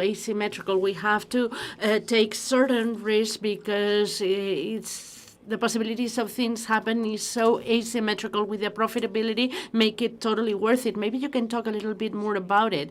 Can you hear me? Yes, I think you gave a really good answer. I just wanted to add that about drilling, it is true of the things that this person that was posing the question, it's true what he was saying. It's cyclical, it's indebted, and we've spoken about the capital increase, and even if they do this capital increase by solving the indebtedness, it having a very good potential and a tremendous upside. It can be enjoying this upside. So we take into consideration these current circumstances, but even under the current circumstances, we have a very attractive position in it. Said this, what will happen in 2026 is something that we don't know. That's why we're doing this stress test. But in this type of maritime drilling, in these companies that do these jackups, as they call in English, and based on the transactions that we've seen in these drilling companies, because they hadn't been used for many, many years, because the old cycle was going down and they hadn't asked for new drills, and in transaction of around $140 million, taking into consideration that the equipment of board drilling is very new, we can provide 3.5 billion, reducing the 2 billion that they have in debt. It can be capitalized at 450 million this year. So if you were to purchase the company, you will see a tremendous potential immediately. So what will happen in the short term? We have no visibility, but the normal thing is that the market, as we've said in our thesis, will come with greater energy demand, more drilling, and good demand for board drilling. And this will come with reasonably good revenues, a very attractive cash flow for the company, especially taking into consideration its current stock market that is assuming a distress, as if the company was about to go bankrupt, which is not going to happen. That's what we believe, at least. Carmen, they're asking us about carries. Given the good performance in the stock market of the company over the course of the last year in 2025, and the growth that was reflected in the last trading day in UK and in Ireland, Do you still see potential in this share, and what are the reasons to keep it in the portfolio? Yes, it has an important weight in the portfolio, although we've reduced our position as it gained value. And in the month of April, with the issue of the tariffs, it behaved relatively good compared to the rest of the market. So we've reduced our weight, but we still think that it has a potential. It has a potential to increase its stock price. And the last results were really, really good. The demand for the product is increasing because some of the goods sold by carriers, those of you who do not remember, they're selling electronic products, goods that were purchased during the pandemic, and their life cycle is coming to an end, and therefore people will start replacing them really, really soon. New computers, new appliances, and so on. So we think that it's already gone through the bottom period, and it is the demand is going up. So the perspectives are really good. Potential, it's good, and that's why we maintain it. In fact, this week we said that we drop it by 5%. Yes, and we've taken advantage to purchase FNAC. It was a very similar business as we saw on some of the slides. The share of carriers was two-folded since last year, and FNAC share price or stock price, it remained flat. So we took advantage to reduce our exposure of carriers and to increase our exposure to FNAC. What do you think about the demographic fall and the impact that it have in our investment thesis? It's a problem as long as we have to pay new pensions with the new people being born. If that doesn't happen, there is no problem. We can live 40 years, 50, and we will adapt. But if we have these pensions that had to be paid by new generations, and these new generations are not born, we are having an issue. That's the only demographic problem that we have from my perspective. I don't know if there are other problems that I have not seen, but this is the most important problems that I'm seeing. And it is what it is. And the policies to increase birth rates, according to the studies and the reports that are being done, are not working. In countries that have done things, such as in Korea, South Korea, and other countries, and they're testing many different policies, but they are not working. With regards to AI, two questions. The first question is, are you actively exploring the use of AI tools, machine learning, algorithms, big data, for decision-making processes in your analysis and in your investment decision? Can you share any experience? And do you think it is necessary to adjust your value philosophy if technology will alter the basics of the companies in such a short period of time? Who would like to answer? Before this presentation, I always ask ChatGPT about new investment ideas. Can you give me a couple of ideas to invest in value? And the answer was Endesa and Ferrovial. Very interesting companies. The two of them are very interesting. Last time we bought Ferrovial, we purchased for €4, and now the stock value is 45. I don't know if value is a word that ChatGPT understands really well, but maybe you're an expert in this. Can you give us your idea? I will do it in English. So I think the question is, how do we integrate AI into our investment process, or how do we use it? So the answer is yes, but to what extent? So I have to share my experiences. It's an amazing tool that we can use. Just like 20 years ago, we found Google that can help us to find information very efficient in a very short period of time. And I think the AI is very similar to that for the moment. moment because it's changing very, very quick. But I can give you a real life example. For example, voy traduciendo un poco. slow down. No, bueno, que nos va a contar un poco su experiencia personal, que He's gonna be translating now what he said. I'm assuming that English-speaking people will not require these. inteligencia artificial es el siguiente paso y él va a contar algunas de sus experiencias, cómo está. But they're explaining the experience and how to apply this on their day-to-day. Two very simple examples that I use it. So it's very efficient to read all the documents. Just imagine you want to read 100 pages of annual report and then 5 broker report and then 5 expert opinion, and you can summarize them all in in what format you like. So let's reduce the time you use to read the report, and it's also provide you to check where is the source coming from. So that's one example. And un ejemplo es que Well, he was saying that you have a tool that will allow you to insert annual reports of companies, or several annual reports of the companies that you're analyzing, expert opinion, reports of different analysts, and you put all of this in this AI tool. Maybe we're talking about 1,000, 2,000 pages, and then you start asking for summaries and prompting. Information, and they read, and you can ask them a question in response. So that's the other use case.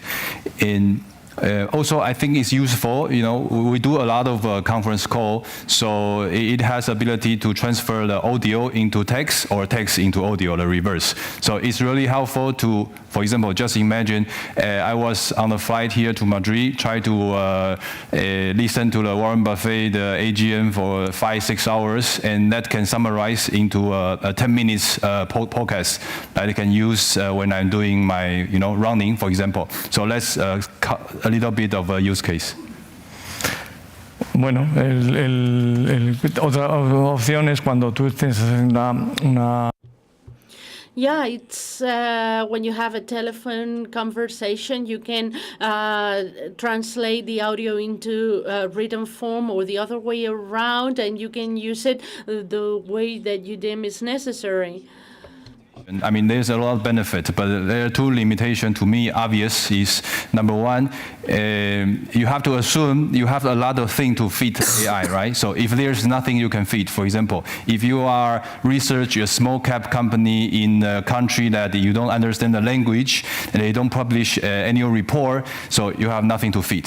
So in that case, you really need to go to the company, talk with them, and with the time, know them, and build out a model and know everything into your model. So of course it can help you to understand and learn a lot of things very quick, but there's limitation that you can go.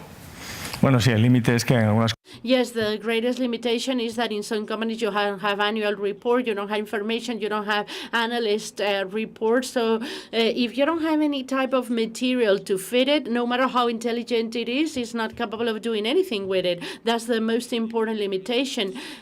Limitation is, investment is also science, but a big part of it is art. So the science is to know the company and know what's the business, etc., etc. That's our job. And then the art is the other thing, because if the share price fall 50% tomorrow, I don't think AI will want to buy it.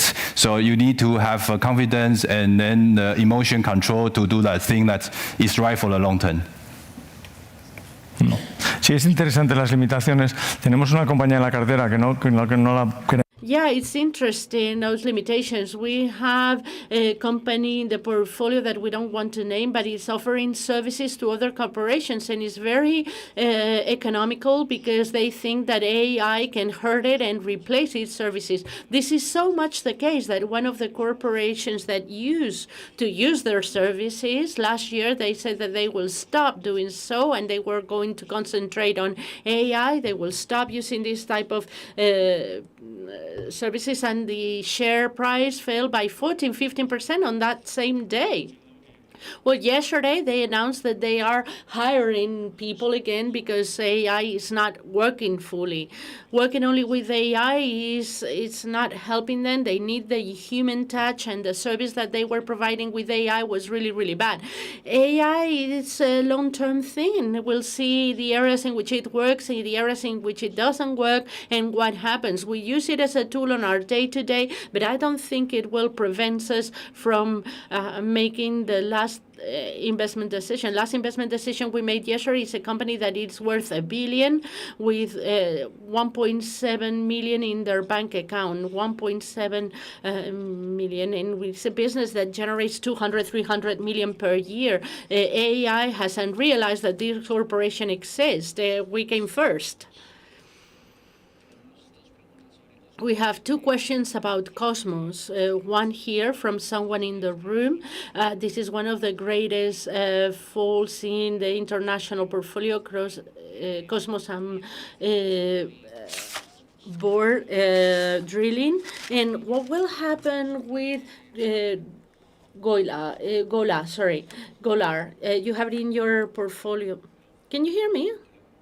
Yes, it's working. Yes. Cosmos is a company for exploration and production, and it's included in that big oil company that we mentioned at the very beginning. And it's true that it suffered a huge drop, and we believe that it's not justified since the whole oil sector was very volatile and the company has some debt.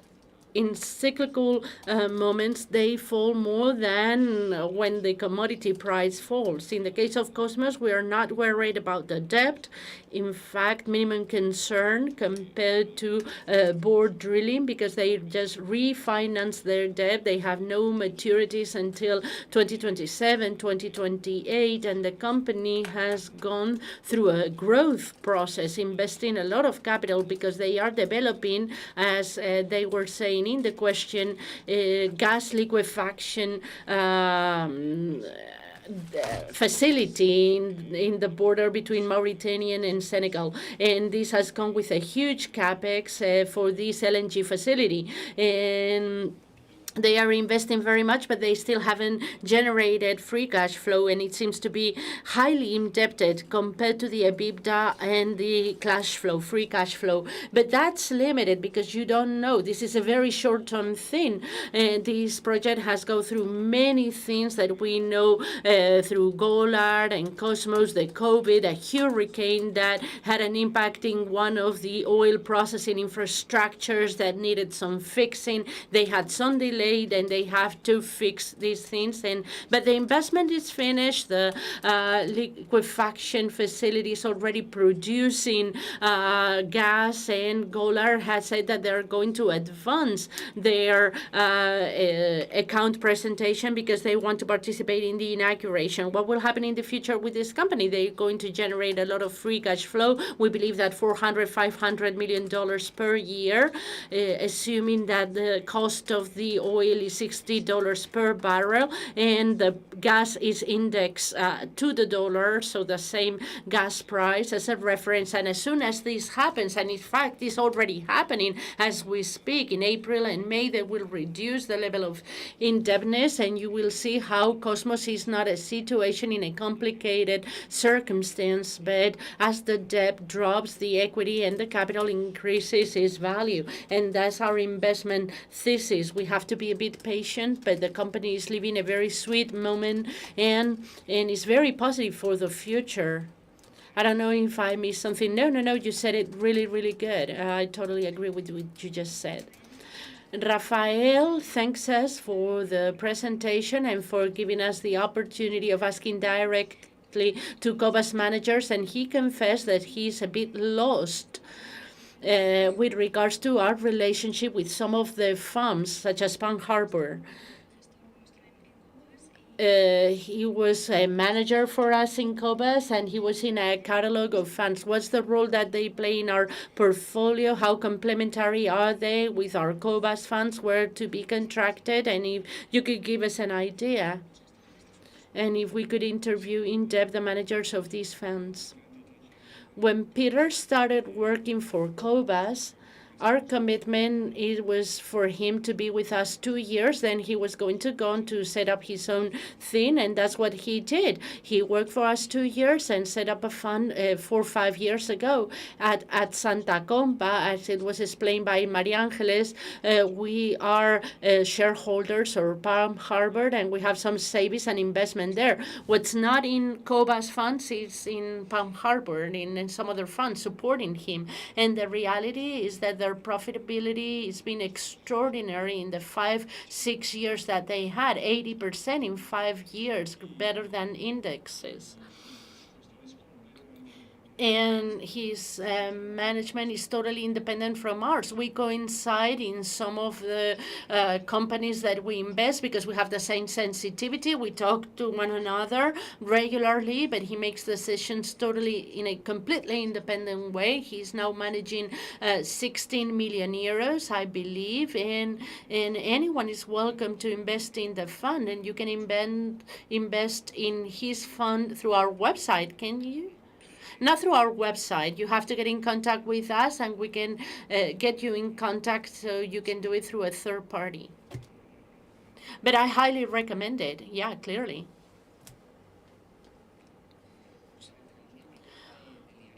We have a question from Diario El Español. This is a media outlet. What do you think about investing in the defense sector?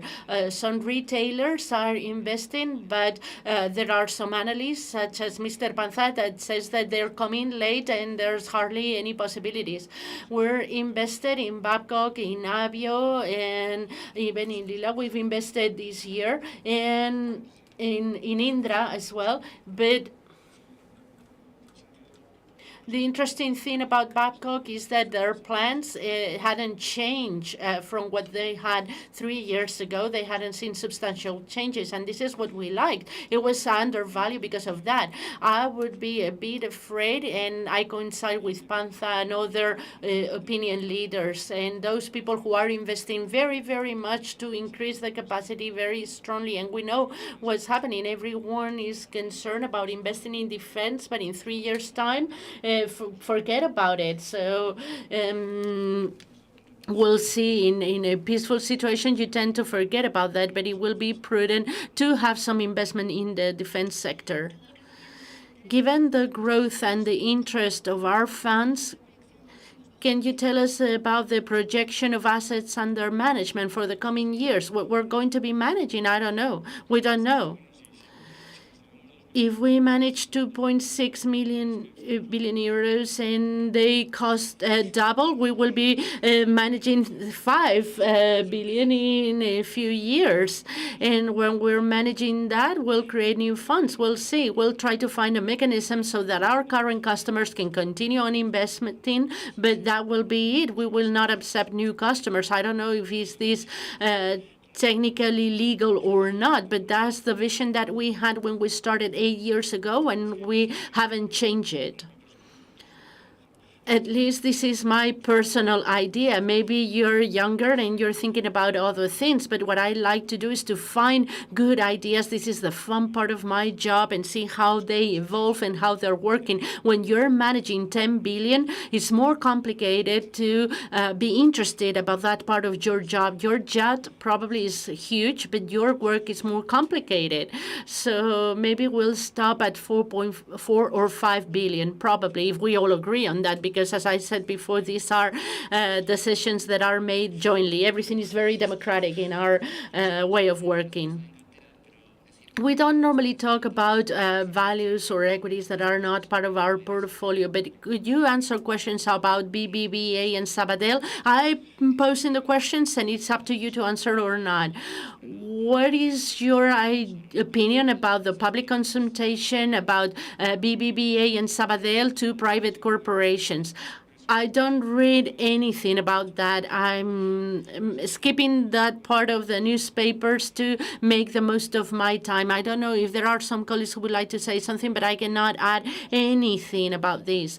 But we always say banks are semi-state entities. That's why it's hard for us to invest in this type of entities. Where the bank starts, where the state begins, it's hard to define. So We don't like businesses in which state support is essential and things of the like. So this is very general answer, but it's applicable to this situation.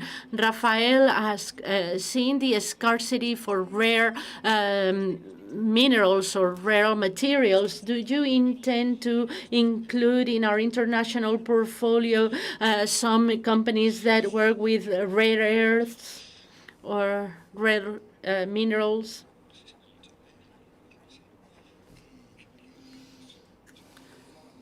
There are mining companies that are having some difficulties to obtain authorizations, but the permit risk in a mining company is a critical risk, and one that it is drilling under the sea is even more complicated. I will rather go to easy companies. Why risk it when we have a portfolio that it is worth twice that amount? We don't do venture capital. Venture capital is a different type of business. You do 10 investments, 3 of them work really, really good, and 4 collapse, and another 3 so-so. So we are 90 to 10. No, we don't do venture capital. That's not our job.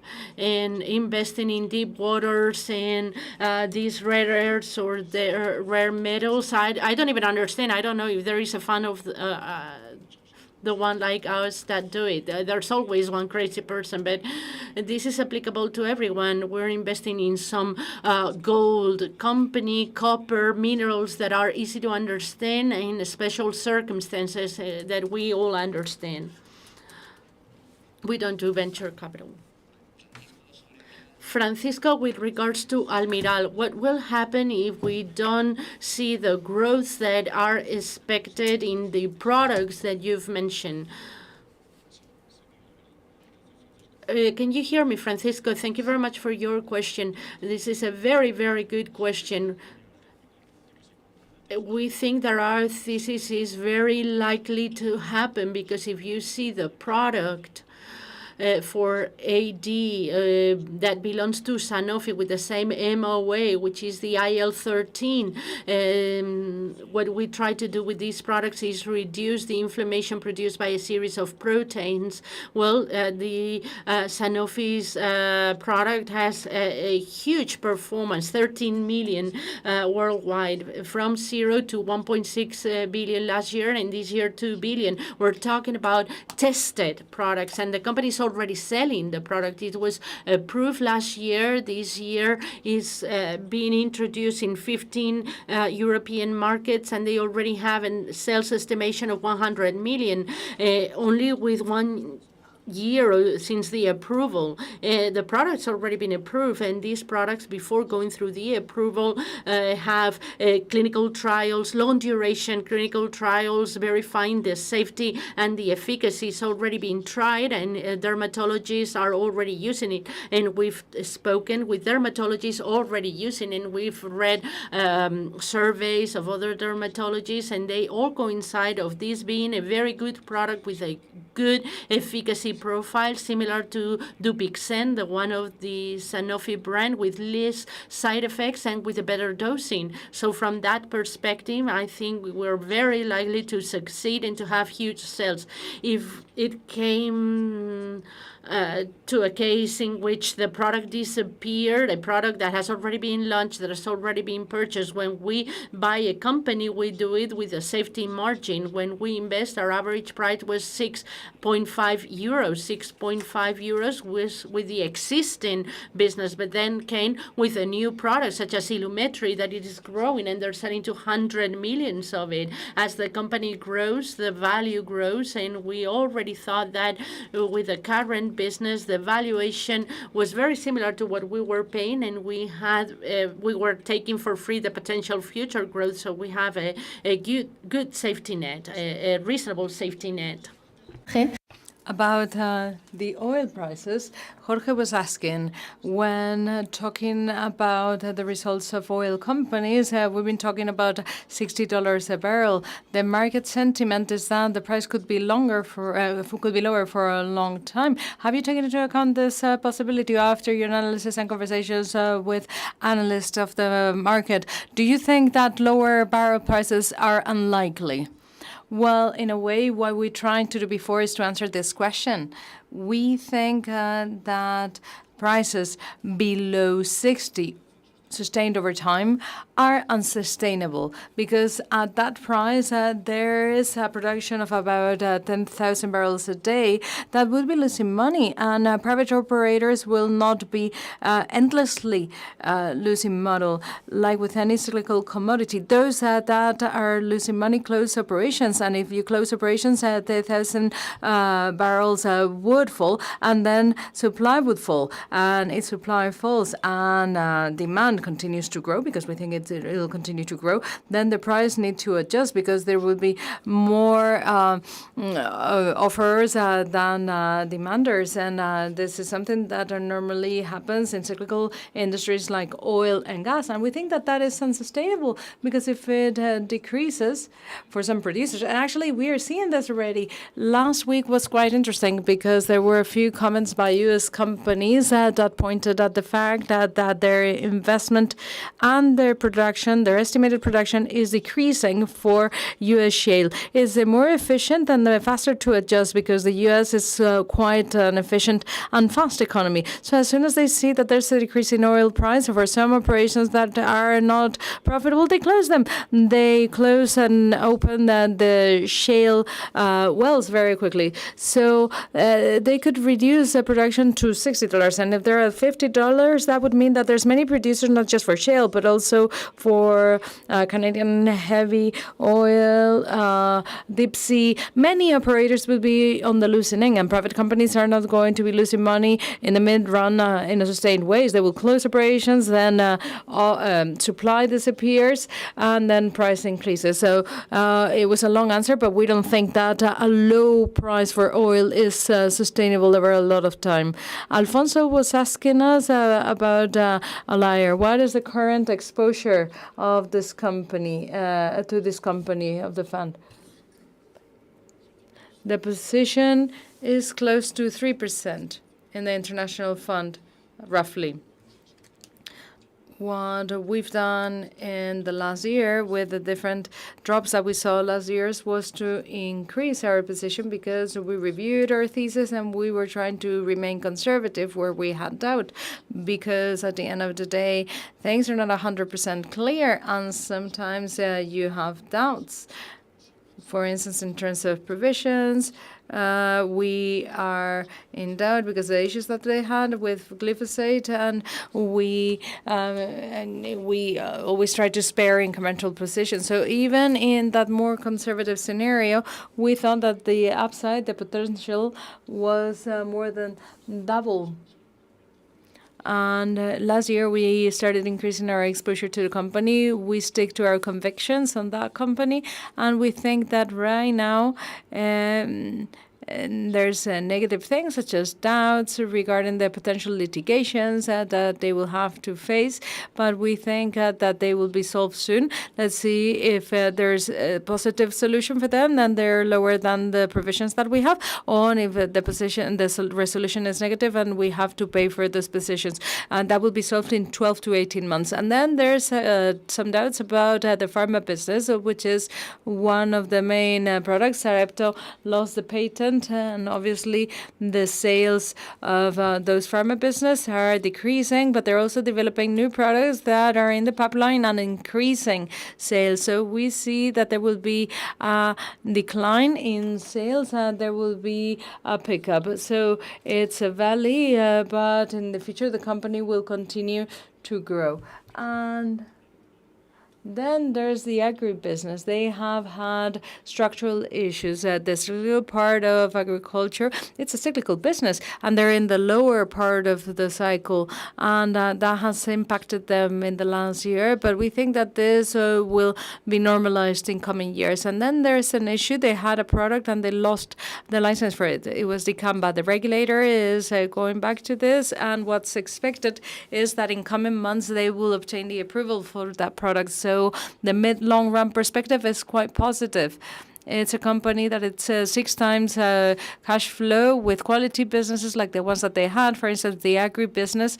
In that business, they are world leaders with competitive advantages, with scale, with R&D investment, and they are going to remain in the playing field for many years. And they have the consumption business.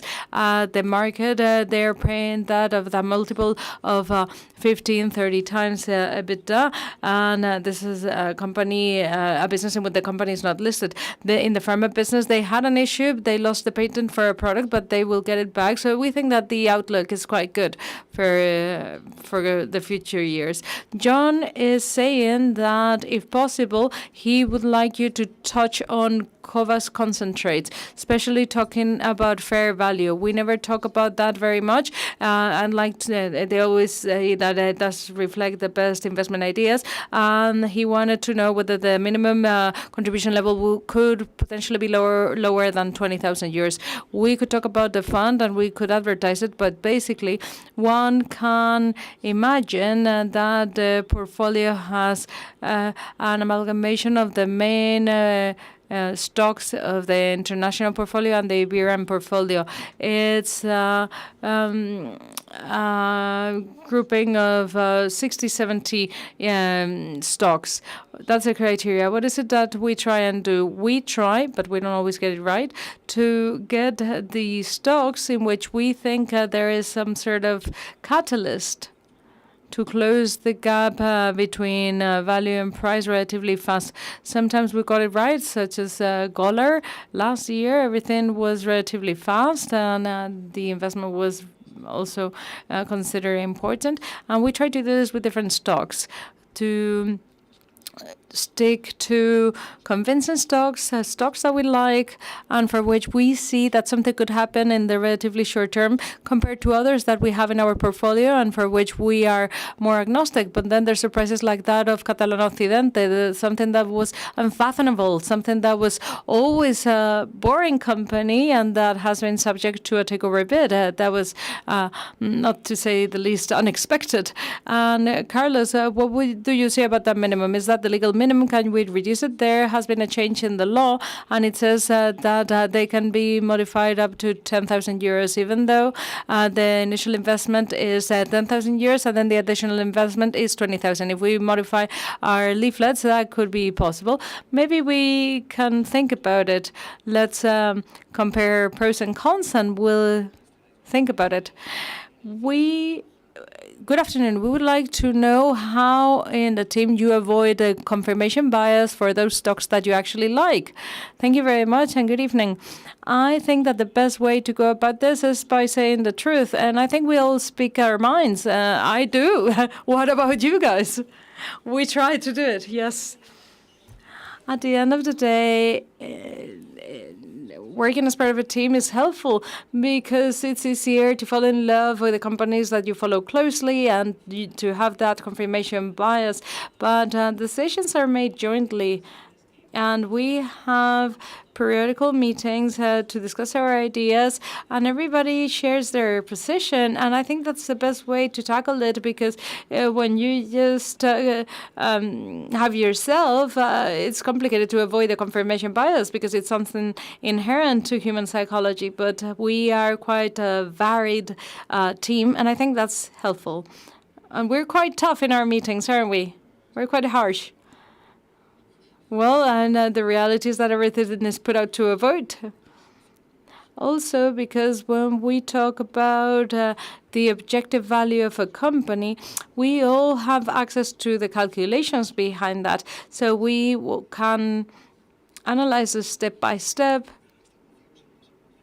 And if an estimate we're being overly optimistic, or if you don't fully understand it, then you ask about it and you compare that to the rest of companies too. So you have several minds working on the same estimates, and that can be very beneficial. And since we're talking about that, Jose Manuel is asking, when a position meets the target price, but you are reassured and you have knowledge and you see catalysts, but a bit far away, how do you manage that? Do you close the position? Do you reduce the weight? We never make it to the target price.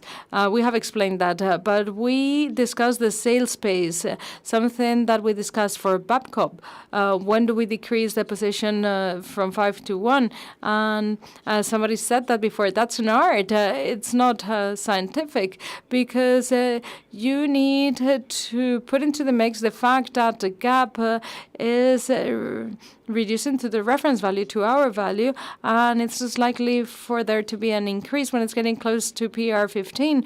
And in parallel, there's a moment in which good things are happening, everything is working out, and the market ends up recognizing it. So you need to try and see whether the market is well invested when you let it work for longer, or when invested in something else. And this is something that we discussed this morning. We were saying, should we sell a bit of this because it's increasing 10%? And this is our daily discussion, the pace at which we sell. And it's more of an art than a science, and there's no set answer for that. Right now, Babcock has a potential, an upside of 50%, and we have 1.5% of the portfolio. But in addition, if somebody comes to us tomorrow proposing a value or a stock of only 50% with a potential of only 50%, we'll say no. So it's inconsistent. If we were always going to be consistent, today we would have to sell all our stocks, all our shares in Babcock. Having had a background in this gives you quite a bit of a history. Sometimes you made the opposite mistake. When you know a company very well and you have been at the shipyard for very long, sometimes you let the stock work for longer and let it get to the target value a bit more. So it's case by case, and it's an art, not a science. Eloy was saying many times the fund has been benefiting from a positive profitability, such as Capcot, Kyrgyz, Atalaya. But what can we learn from Seacrest, a company that works in oil in Brazil? Thank you for teaching us to be better long-term investors. A couple of things. We have done things that we said we will never do that. We invested in an OPV, and we normally never do that.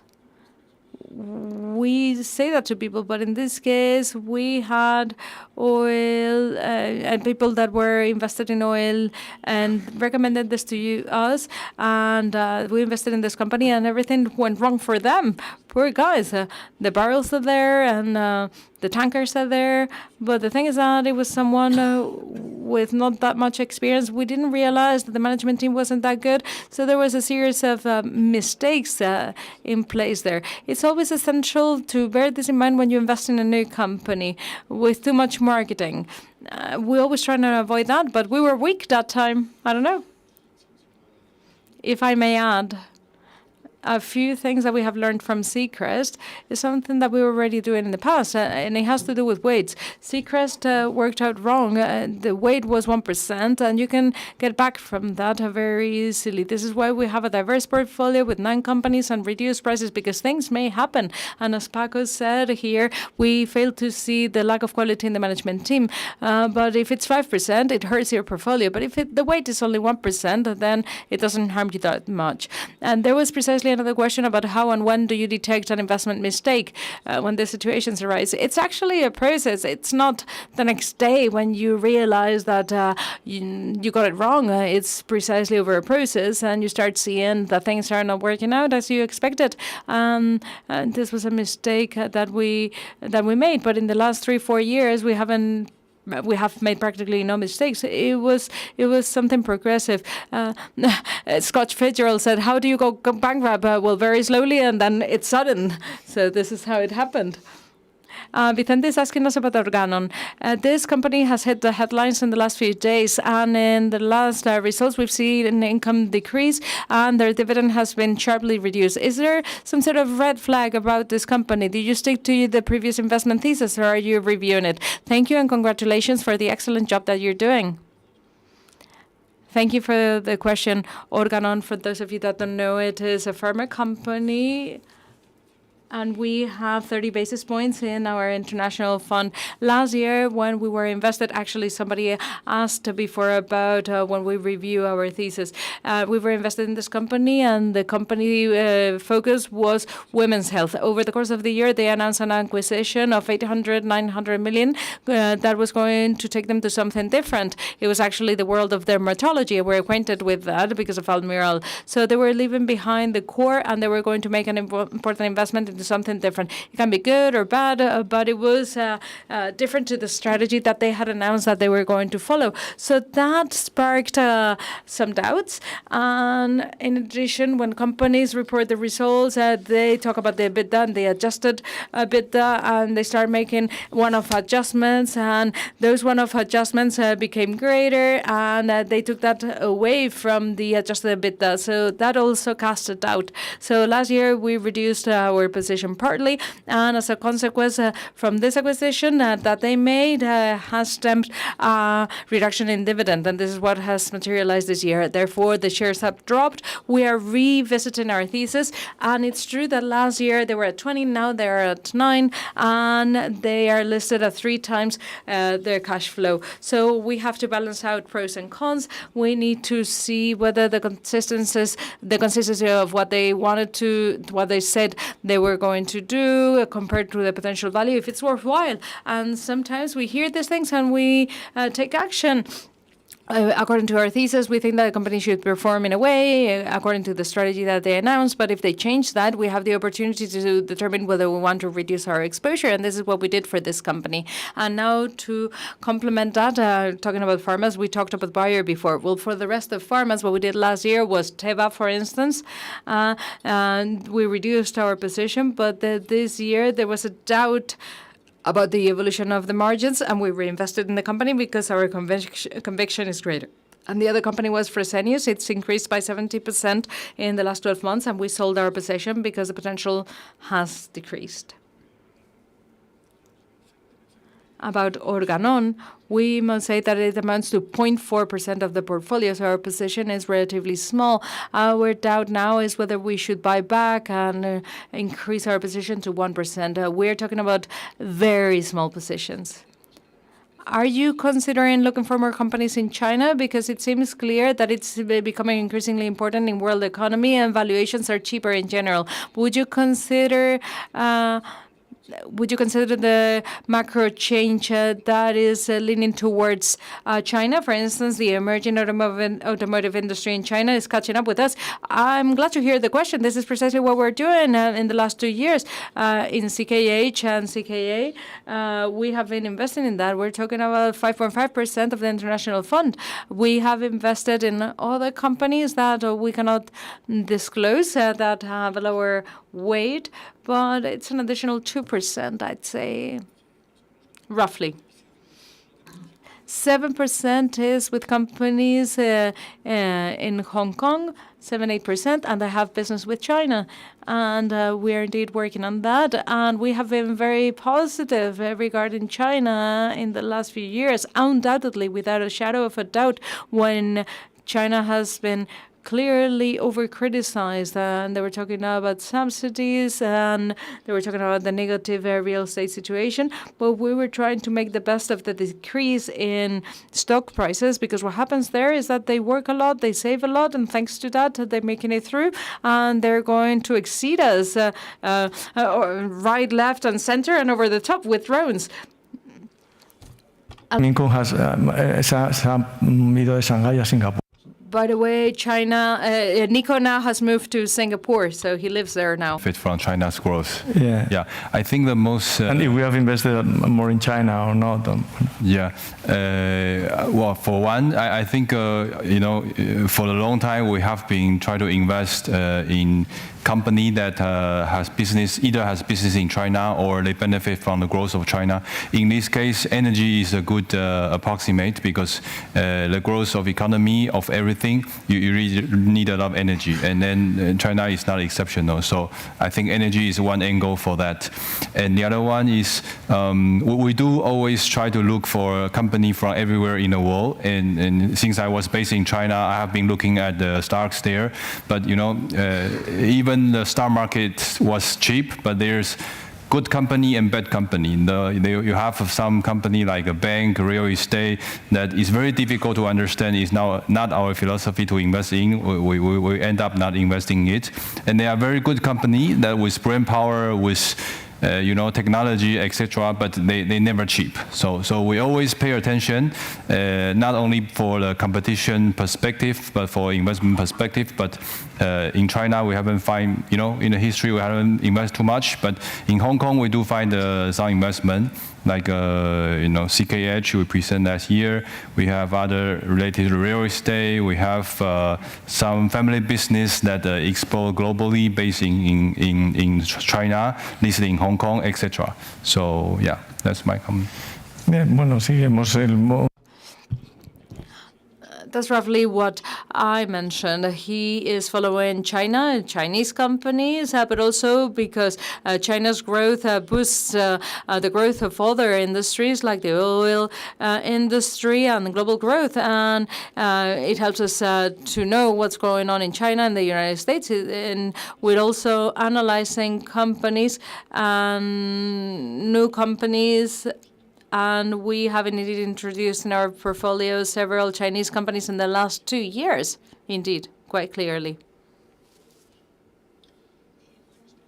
Juan was asking us if a scenario materializes in which the euro gains weight as a currency for the international reserve, and if the rates are low, what would be the implications for equities in general and specifically for value investment compared to growth investment? I have no answer to that question.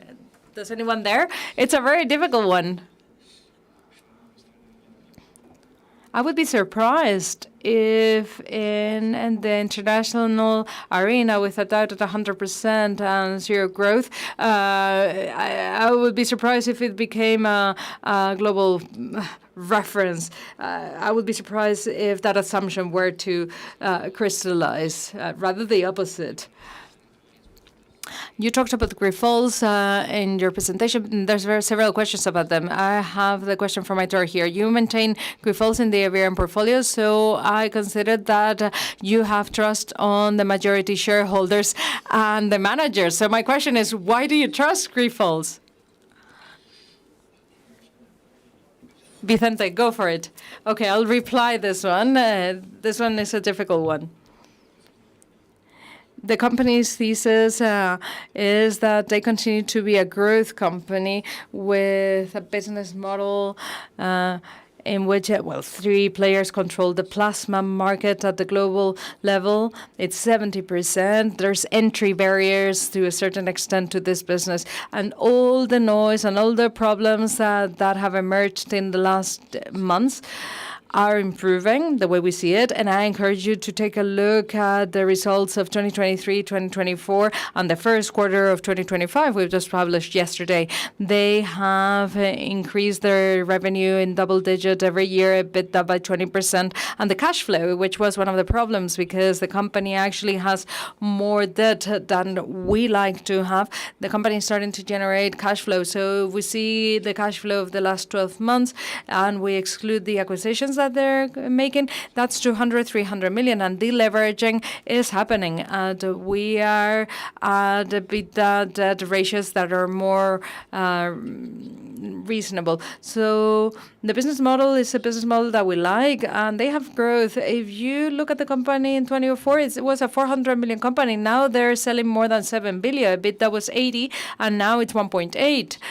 And we're talking about 3 players in the industry. It's a highly concentrated industry. It's an oligopoly, and it's a growth industry because plasma proteins are needed for many chronic diseases. So there's perspectives for growth in coming years. There's perspectives that the EBITDA, the cash flow will improve, and that they will be deleveraging. So there was doubt. People had doubts on the legal front because there was a Gotham report.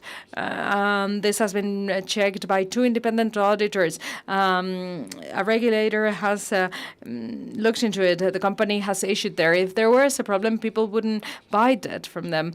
And about transparency, well, the transparency is improving. In a couple of months ago, we were in the Investors' Days in London, and their outlook was to grow 6-7% their revenue and to improve their margins.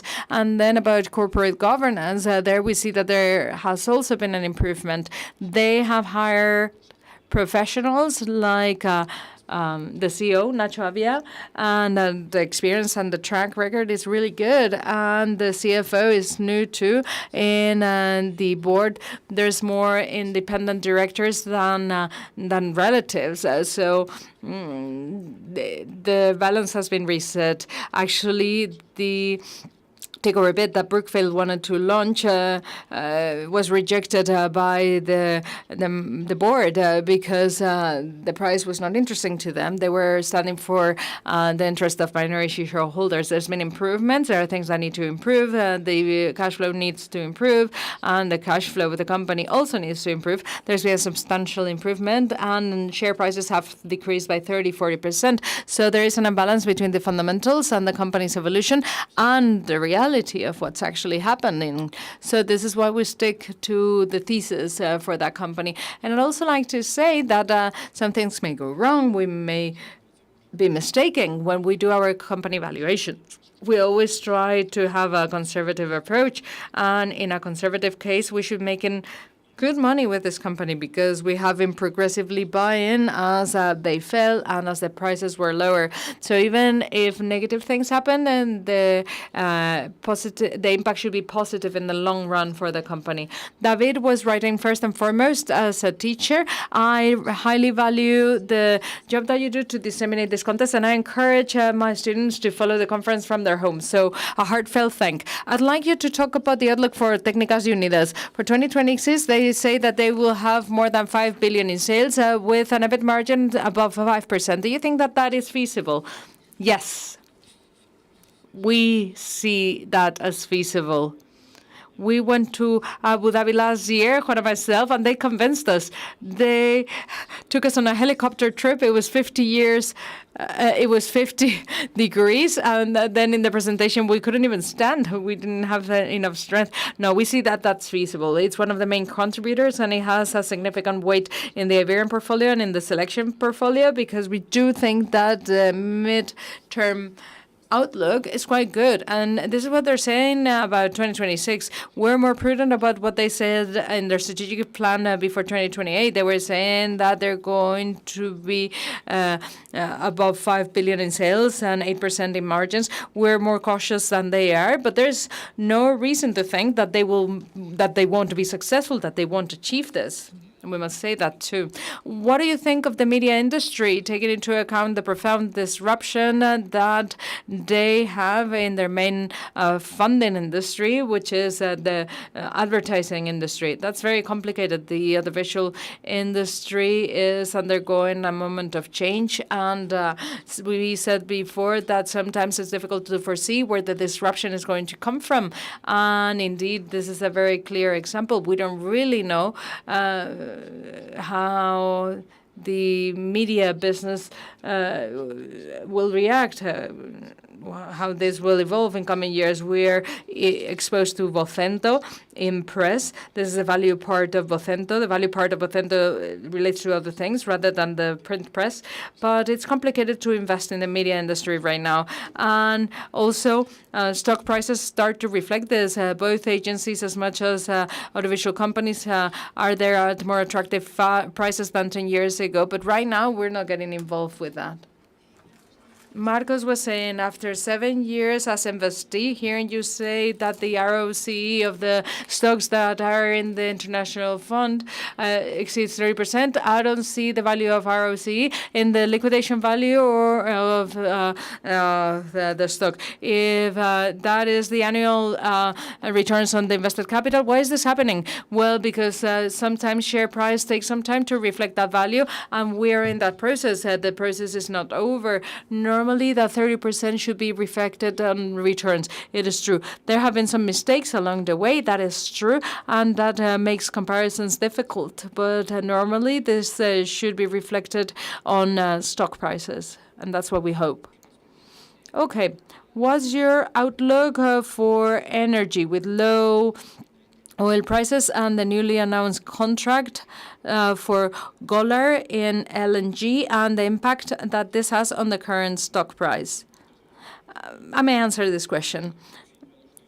For 5 years or 3 or 4 years, we have been using 60 as the price for oil prices. When it was 100 or 95, 60 is our reference price, and that's what we work on. And the gas price is relatively similar.